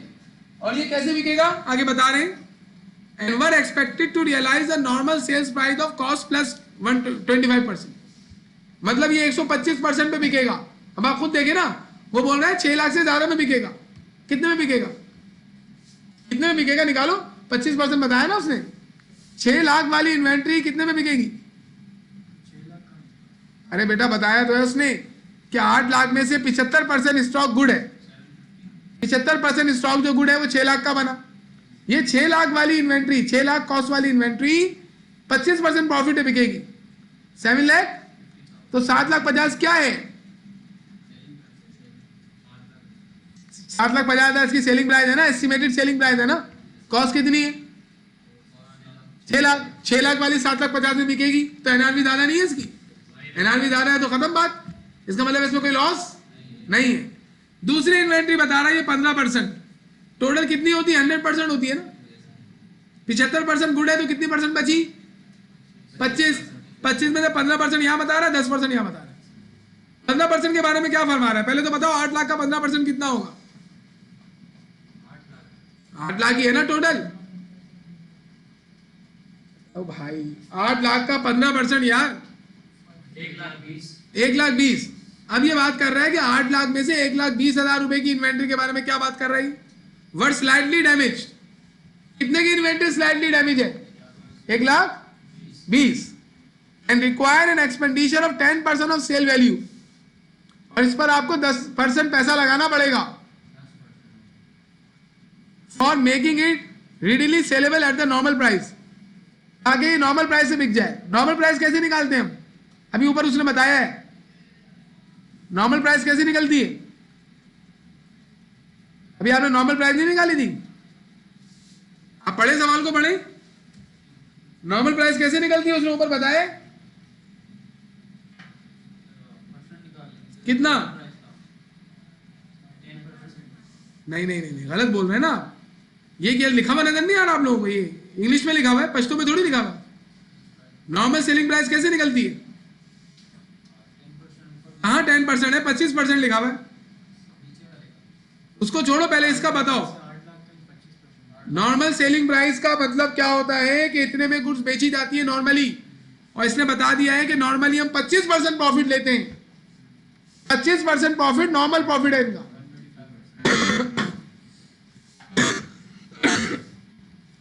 तो ये जो 15% गुड्स है ना, कितने की, ये भी 25% प्रॉफिट पर ही बिकेंगी, बोला है ना इसने। नॉर्मल सेलिंग प्राइस, आप जो है ना अपना कैलकुलेटर है आपके पास, कैलकुलेटर नहीं है, मोबाइल है, मोबाइल खुद आ गए बस, अल्लाह के हवाले।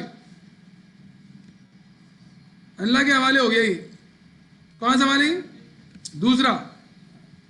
बेटा इसने हमें एक तो बताया कि टोटल इन्वेंट्री ना 8 लाख रुपए की।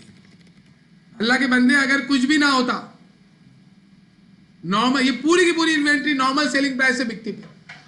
नॉर्मल सेलिंग प्राइस कितनी है? 25% ज्यादा, 125%। तो हम इसका ना 125% निकालते, मल्टीप्लाई बाय 125 डिवाइड बाय 100, तो पूरी इन्वेंट्री 10 लाख की बिकती। लेकिन उसने बोला नहीं, अभी पूरी इन्वेंट्री नॉर्मल सेलिंग प्राइस में नहीं बिक रही, बल्कि इस इन्वेंट्री की 3 काइंड्स मैंने कर दी हैं। एक क्या है हमारे पास? एक है गुड इन्वेंट्री। गुड इन्वेंट्री किस वैल्यू पर बिकेगी? तो उसने बताया है कि good inventory normal selling price पर बिकेगी। एंड नॉर्मल सेलिंग प्राइस क्या है? 125%। ये उसने बोला है। कहाँ लिखा हुआ है? ये लिखा हुआ है नॉर्मल सेलिंग प्राइस से बिकेगी। यहां पर पॉइंट नंबर 2 में भी तो लिखा हुआ है ये लिखा हुआ 25%। अल्लाह के बंदे, अभी हमने कहानी नहीं की कि 25% प्रॉफिट का मतलब है सेलिंग प्राइस 125% होगी। अभी आप कैलकुलेट नहीं कर रहे थे मेरे साथ?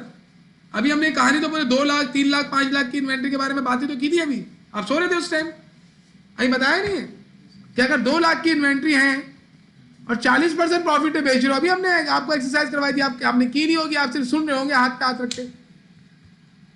अगर 2 लाख की इन्वेंट्री है 30% प्रॉफिट पे बिकेगी, तो एक तरीका तो यह है कि आप 2 लाख का 30% निकाल लें।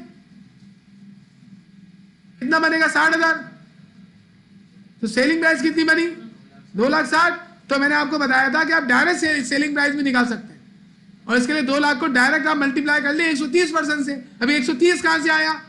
कॉस्ट का 100% और सेलिंग प्राइस का 30, और जो प्रॉफिट है 30%, तो 130% हो गया ना।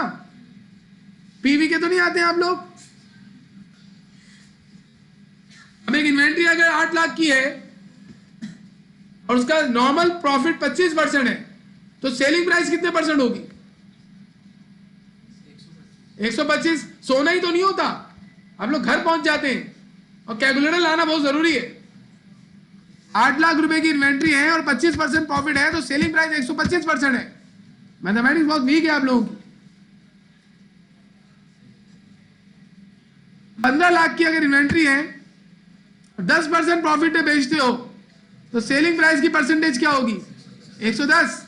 बेटा अगर तुम लोगों ने कल अटेंटिव नहीं बैठे ना, कल घूम जाओगे तुम लोग बहुत बुरी तरीके से, लट्टू की तरह घूम रहे होगे यहाँ पे। कैलकुलेटर भी लेके आना और जरा होशमंद रहना क्लास में, कल बड़ी टेक्निकल परसेंटेज की डिस्कशन होगी। अभी इतनी नॉर्मल सी डिस्कशन के अंदर आप पूछ रहे हैं कि 125% कहां से आया? पूछने का मना नहीं है, लेकिन गौर से तो सुनो। अगर 15 लाख की इन्वेंट्री 10% प्रॉफिट पे बेच रहे हो, तो सेलिंग प्राइस की परसेंटेज क्या होगी? 110। 10% प्रॉफिट बोला है ना, तो सेलिंग प्राइस कैसे निकालोगे?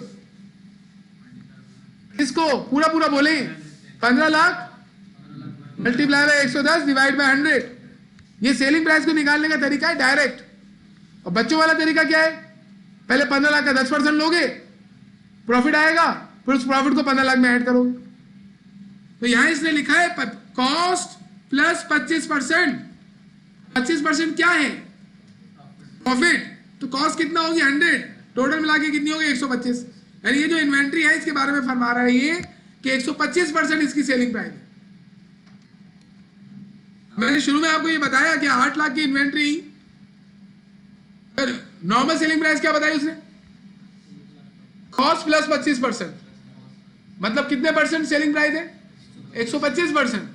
तो 125% इसका निकालेंगे तो कितना आ रहा था? 10 लाख। यानी अगर नॉर्मल सेलिंग प्राइस पे इसको बेचा जाए तो 10 लाख की बिकेगी, और उसमें 2 लाख हमारा प्रॉफिट होगा, जो कि 25% बनेगा 8 लाख का।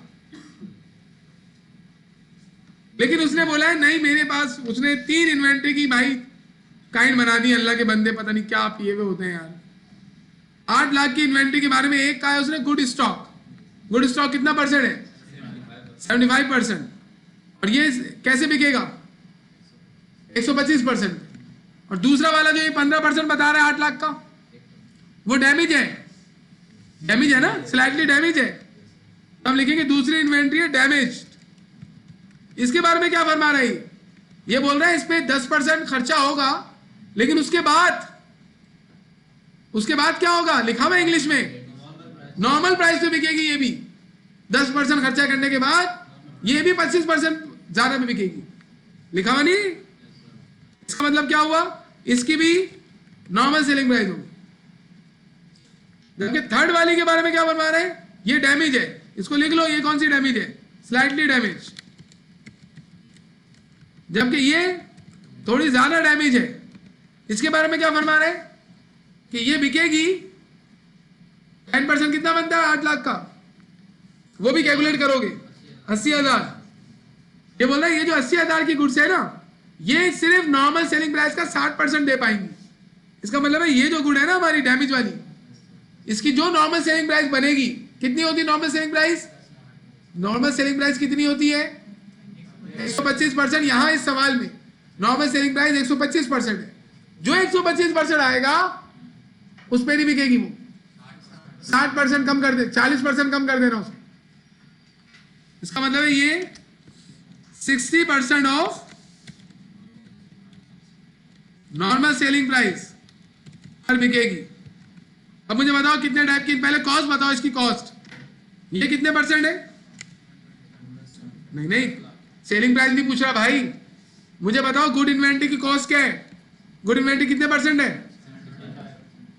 थोड़ा खुद भी मेहनत कर लिया करो यार, बुरा नहीं माने, थोड़ा दिमाग चलाया करें। 8 लाख में से 6 लाख की इन्वेंट्री गुड इन्वेंट्री है। फिर इसने क्या फरमाया, 15% इन्वेंट्री डैमेज, स्लाइटली डैमेज है। और आप लोग कर सकते हैं, सोए नहीं करें, सो जाते हैं, अटेंटिव बैठा करें बिल्कुल।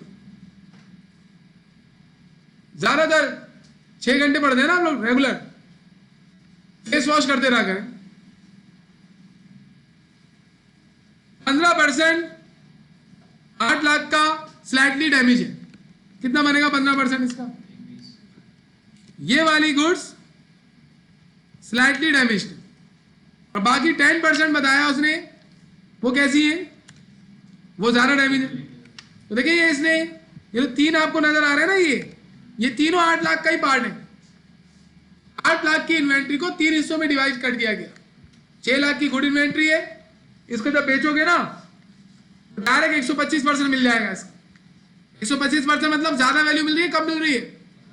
125 का मतलब क्या है, कॉस्ट 100 है, 25% प्रॉफिट है। जबकि ये वाली इन्वेंट्री, इसकी सेलिंग प्राइस 125% तो मिलेगी, लेकिन उसमें से कुछ एक्सपेंस भी लगेगा। एक्सपेंस लगने के बाद उसकी जो वैल्यू है, जो सेलिंग प्राइस है, वो क्या हो जाएगी, नेट रिलायजेबल वैल्यू कम हो जाएगी। जबकि ये वाली इन्वेंट्री ये नॉर्मल सेलिंग प्राइस पर नहीं बिकेगी। तो यहां पर अब मुझे एक काम करना है, कौन कौन सी इन्वेंट्री दें, गुड इन्वेंट्री। आप लोग तो चाह रहे हैं कि आपको ना ये वाला सवाल दिया जाए पेपर में कि भाई चिकन इतने की है, ये इतने की एनआरवी है, कंपेयर करो, कम वाली लिख दो, जितनी कम हुई है उसका लॉस रिकॉर्ड कर लो। ये चाह रहे हैं ना। अब ये ना चाहें, आप अटेंटिव बैठे, उसमें में डांट सुनते हैं। Good inventory slightly damaged. जो चीज छोड़ते हुए जाओगे ना आगे, वो आपको आगे आपकी बुनियादों को हिलाएंगे। क्या आप याद रखें, कोई भी चीज आइसोलेशन में नहीं होती दुनिया में। एफएफए के सिलेबस में अगर कोई एक टॉपिक आपका खराब होगा ना, वो आने वाले टॉपिक्स पे इंपैक्ट डालेगा, भले वो अलग टॉपिक हो। आप कभी अपने माइंड में ये नहीं रखना कि ये मैं नहीं करूंगा पेपर में। हाँ, वो आगे जाकर आपको तंग करेगा एफएफए में और अगले कोर्सेज में, क्योंकि हमें तो पढ़ना ही वही है जो मुश्किल लग रहा है थोड़ा सा। अगर आसान किया तो क्या किया आपने, क्या किया फिर। गुड स्टॉक कितना है 75%, और ये 75 लिख देते हैं। और ये 15% है और ये कितना परसेंट है 10%। हो गया पूरा 100%। अब पहले इसकी कॉस्ट निकालो। टोटल इन्वेंट्री कितने की है, मैंने लिखते नहीं 8 लाख की टोटल इन्वेंट्री। अहम चीज क्या होती है, अहम चीज होती है एग्जाम में भी और क्लास में भी क्वेश्चन को पढ़ना। अगर आपने सवाल को डिटेल में पढ़ लिया आधा वही सॉल्व हो चुका होता है। अगर आप सवाल को डिटेल में नहीं पढ़ेंगे, सवाल ही समझ में नहीं आया आपको और आप सॉल्व करेंगे तो वो गलती होगा आपसे। First of all read the question completely, thoroughly, understanding के साथ, फिर आप उसको सॉल्व करना शुरू करें। अभी तो हमने सवाल पढ़ा है। अब बताएं 8 लाख में से 75% मतलब 0.75 होता है। ये पता है आप लोगों को या नहीं पता? ये भी 75% को कैसे लिख सकते हो? मल्टीप्लाई में 75 डिवाइड बाय 100 लिखते हो। अगर 75 को 100 से डिवाइड कर लो तो 0.75 बनता है वो। या तो आप 75 से मल्टीप्लाई करके 100 से डिवाइड कर दो, या आप डायरेक्ट 0.75 से मल्टीप्लाई कर दो, एक ही आंसर आएगा। ये छोटी मोटी चीज है ना मैथमेटिक्स की। बचपन में क्यों कहते थे मैथमेटिक्स स्ट्रांग होना चाहिए? इसी वजह से कि मैथमेटिक्स क्या करेगा, एफएफए में, कॉस्टिंग में, एडवांस फाइनेंशियल अकाउंटिंग, वहां आपको परेशान करेगा। अपनी मैथमेटिक्स स्ट्रांग रखा करे। अभी तो परसेंटेज का गेम इसने किया है, इसमें ये IAS 2 कम चेक कर रहा है, मैथमेटिक्स ज्यादा चेक कर रहा है। So if you can not understand ये 15% 75% ये क्या कह रहा है, it means your mathematics is weak. क्योंकि देखें IAS 2 कहां से स्टार्ट होगा, मैं अभी इसके सोल्यूशन में आपको बताता हूं। इससे पहले तो ये कैलकुलेशन चल रही है जो कि मैथमेटिक्स से ताल्लुक रखती है। और क्या बताया इसने, स्लाइटली डैमेज्ड कितनी है 15%, और जो डैमेज्ड है वो है 10%। ये कॉस्ट आ गई। अब हमें इन तीनों की क्या निकालनी है, नॉर्मल सेलिंग प्राइस। क्यों? क्योंकि इसमें भी नॉर्मल सेलिंग प्राइस की बात कर रहा है, इसमें भी नॉर्मल सेलिंग प्राइस की बात कर रहा है, और इसमें भी नॉर्मल सेलिंग प्राइस की बात कर रहा है। तो पहले तो आपको नॉर्मल सेलिंग प्राइस पता होनी चाहिए। What is normal selling price?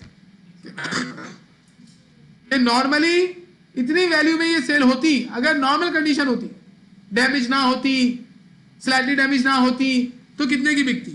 कितने की बिकती है लिखा हुआ है। कॉस्ट को 125% से मल्टीप्लाई कर लो। एक बच्चा बोल रहा है आपने तो 125% नहीं लिखा है, यहां पर आपने तो 1.25 लिखा है। तो 125 डिवाइडेड बाय 100 करो कैलकुलेटर पे जरा।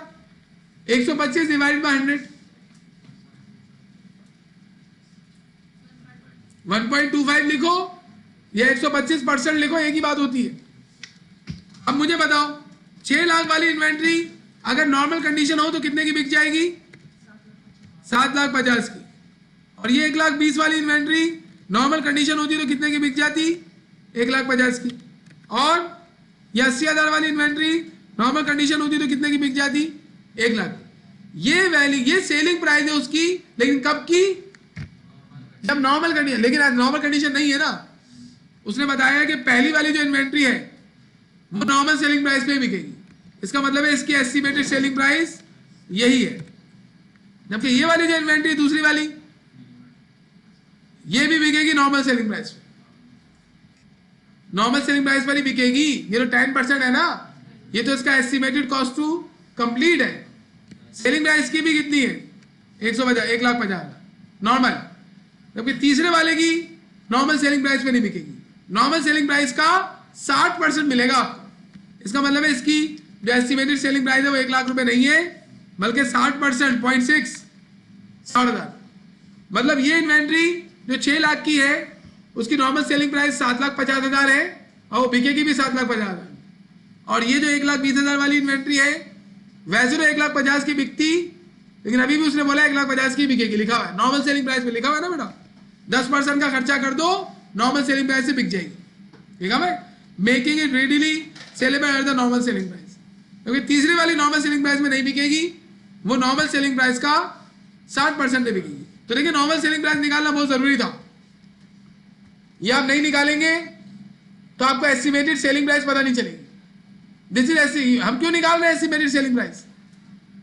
लोअर ऑफ कॉस्ट और एनआरवी में दो चीजें पता होनी चाहिए, कॉस्ट और एनआरवी। कॉस्ट तो हमें पता है, ये रही कॉस्ट। एनआरवी निकालने के लिए कितनी चीजें चाहिए? 3, estimated selling price, estimated cost to complete, estimated cost to sell. तो ये एस्टिमेटेड सेलिंग प्राइस हमने निकाल ली। और ये निकालने का तरीका किसने बताया हमें? ये इसने बताया सवाल में कि इसकी नॉर्मल सेलिंग प्राइस होगी, इसकी भी नॉर्मल होगी, इसकी नॉर्मल नहीं होगी। तो हमने इसकी नॉर्मल सेलिंग प्राइस पहले कैलकुलेट की, फिर यहाँ से कॉपी की है, इसको कम कर दिया।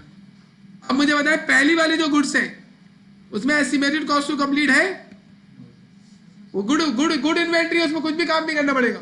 दूसरे वाले में कुछ काम करना पड़ेगा, 10% पैसा लगेगा। किसका पैसा लगेगा?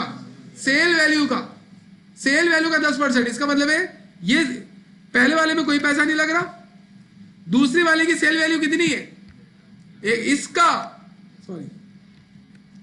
इसका 10% लगेगा बोल रहा है वो, सवाल में लिखा हुआ है। अच्छा, अगर वो बोलता कि ये जो हमारी सेकंड वाली गुड्स है ना, इसमें जो पैसा लगेगा वो कॉस्ट का 10% लगेगा, तो भाई 10% हम 1,50,000 पे नहीं लगाते, कॉस्ट पे लगाते। इधर इसने लिखा है ये 10% खर्चा तो होगा, लेकिन किसका? सेल वैल्यू का। तो सेल वैल्यू तो दूसरे वाले की 1,50,000 है ना, तो इसका लेंगे। सेल वैल्यू है ना, सेलिंग प्राइस। अगर वो बोलता नहीं, यहां लिखा हुआ होता 10% ऑफ कॉस्ट, तो फिर आप ये 10% जो आपने अप्लाई करके 15,000 निकाला ना 1,50,000 पे, ये 10% आप 1,20,000 पे लगाते। जैसा लिखा होगा वैसे काम करना है।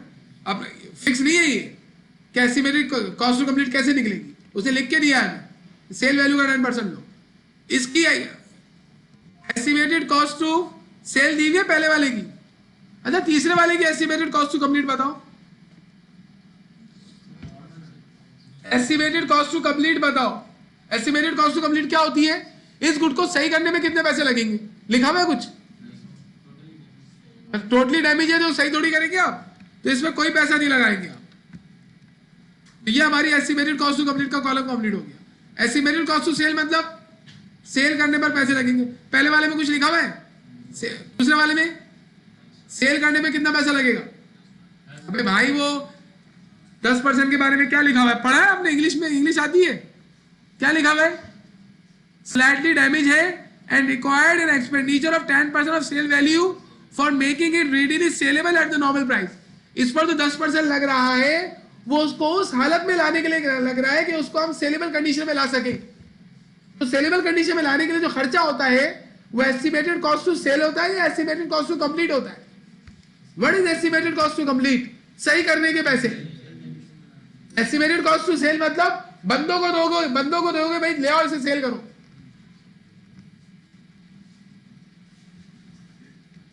तो इसमें मुझे बताएं पहले वाले में एस्टिमेटेड कॉस्ट टू सेल कितना है? दोबारा खोगे, पहले वाले में एस्टिमेटेड कॉस्ट टू सेल कितना है? एस्टिमेटेड कॉस्ट टू सेल मतलब ब्रोकरेज वगैरह, ट्रांसपोर्टेशन कुछ। दूसरे वाले में एस्टिमेटेड कॉस्ट टू सेल कितना है? नहीं है। तीसरे वाले में तो दोनों नहीं है, न एस्टिमेटेड कॉस्ट टू सेल है न एस्टिमेटेड कॉस्ट टू कंप्लीट है। तीनों में 0-0। सवाल पढ़ के ये चीजें निकालनी है आपको। ये जो तीनों चीजें हैं ये क्या है? ये एनआरवी को निकालने के लिए निकाली है हमने। एनआरवी कैसे निकलती है? फॉर्मूला नीचे लिखा हुआ है। कैसे? एस्टिमेटेड सेलिंग प्राइस में से माइनस करो क्या? Estimated cost to complete and estimated cost to sell. Minus करो तो देखिए ना, इसकी तो दोनों 0 है, तो एनआरवी 7,50,000 ही आ जाएगी। जबकि दूसरे वाले में 1,50,000 में जब 15,000 माइनस हो जाएंगे, कितनी आ गई? 1,35,000। तीसरे वाले में ये दोनों नहीं है, तो इसकी कितनी आएगी? 7,500 ही आ जाएगी।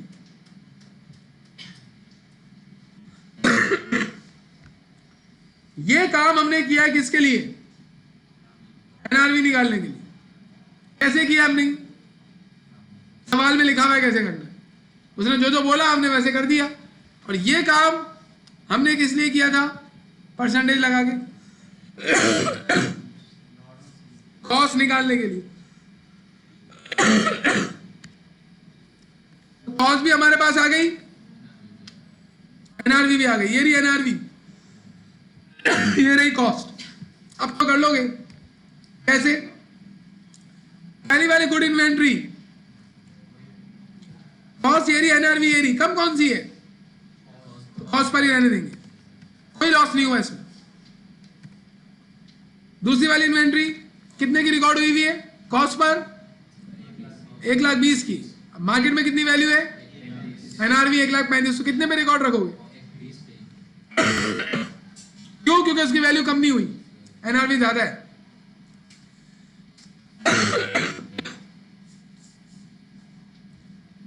तीसरी वाली इन्वेंट्री कॉस्ट कितनी है? 80, जबकि एनआरवी कितनी है? कितने पे रिकॉर्ड करोगे? 60 पे। तो इसका मतलब है पहली वाली में कोई लॉस नहीं हुआ, दूसरी वाली में भी कोई लॉस नहीं हुआ, तीसरी वाली में लॉस हुआ। कितना? 60,000 की रिकॉर्ड हुई है और रिकॉर्ड पहले हुई हुई थी 80 की, तो 20,000 का लॉस हो गया। टोटल लॉस भी कितना है? 20,000। और इन्वेंट्री आज बैलेंस शीट में कितने की लिखेंगे? बताओ बताओ, कितने की लिखोगे आज बैलेंस शीट में? इन्वेंट्री कितने की जाएगी? 7,80,000 की। कैसे निकाला? ये कॉलम सम करना पड़ेगा। इतने की इन्वेंट्री, ये बैलेंस शीट की वैल्यू है, ये लॉस की वैल्यू है। खुदा के लिए इन सवालात को घर पे बैठ के सॉल्व करें और देखें उसको अच्छी तरीके से। सब बोला है बार बार तो तुम्हारा डाउट सुने एक दफा। दूसरी चीज, कल जरा अटेंटिव होके आइएगा, परसेंटेज का गेम बहुत होगा, और कैलकुलेटर लेके आके मेरे साथ, आप क्लास में कैलकुलेटर यूज नहीं करेंगे ना, मेरे साथ कैलकुलेट नहीं करेंगे तो आप वीक हो जाएंगे। कैलकुलेटर ही नहीं है तो फिर क्या करोगे जिंदगी में? पता ही नहीं चलेगा मल्टीप्लाई ऐड होने के बाद जो ये बता रहे हैं ऐसा होगा या नहीं होगा। पागल लोग जो कैलकुलेटर के बगैर हैं। अकाउंटिंग पढ़ने आ रहे हो, सिंधी पढ़ने आ रहे हो? सिंधी नोट बताओ, कितने की इन्वेंट्री होगी हमारी? हम बोलेंगे value of inventory to be reported in the statement of financial position, मतलब balance sheet, is ₹7,80,000।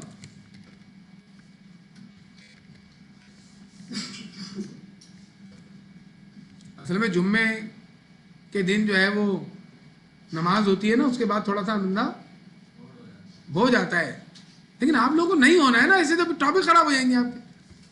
You should be attentive. जब भी आप क्लास लेने आए ना, नई क्लास, कभी भी एज्यूम नहीं कीजिएगा पुरानी वाली चीजें पढ़ रहे होंगे। हर क्लास में नई चीज आएगी तो आपको ये दिल में लेके आना है कि आज मुझे बिल्कुल गौर से सुननी है चीज।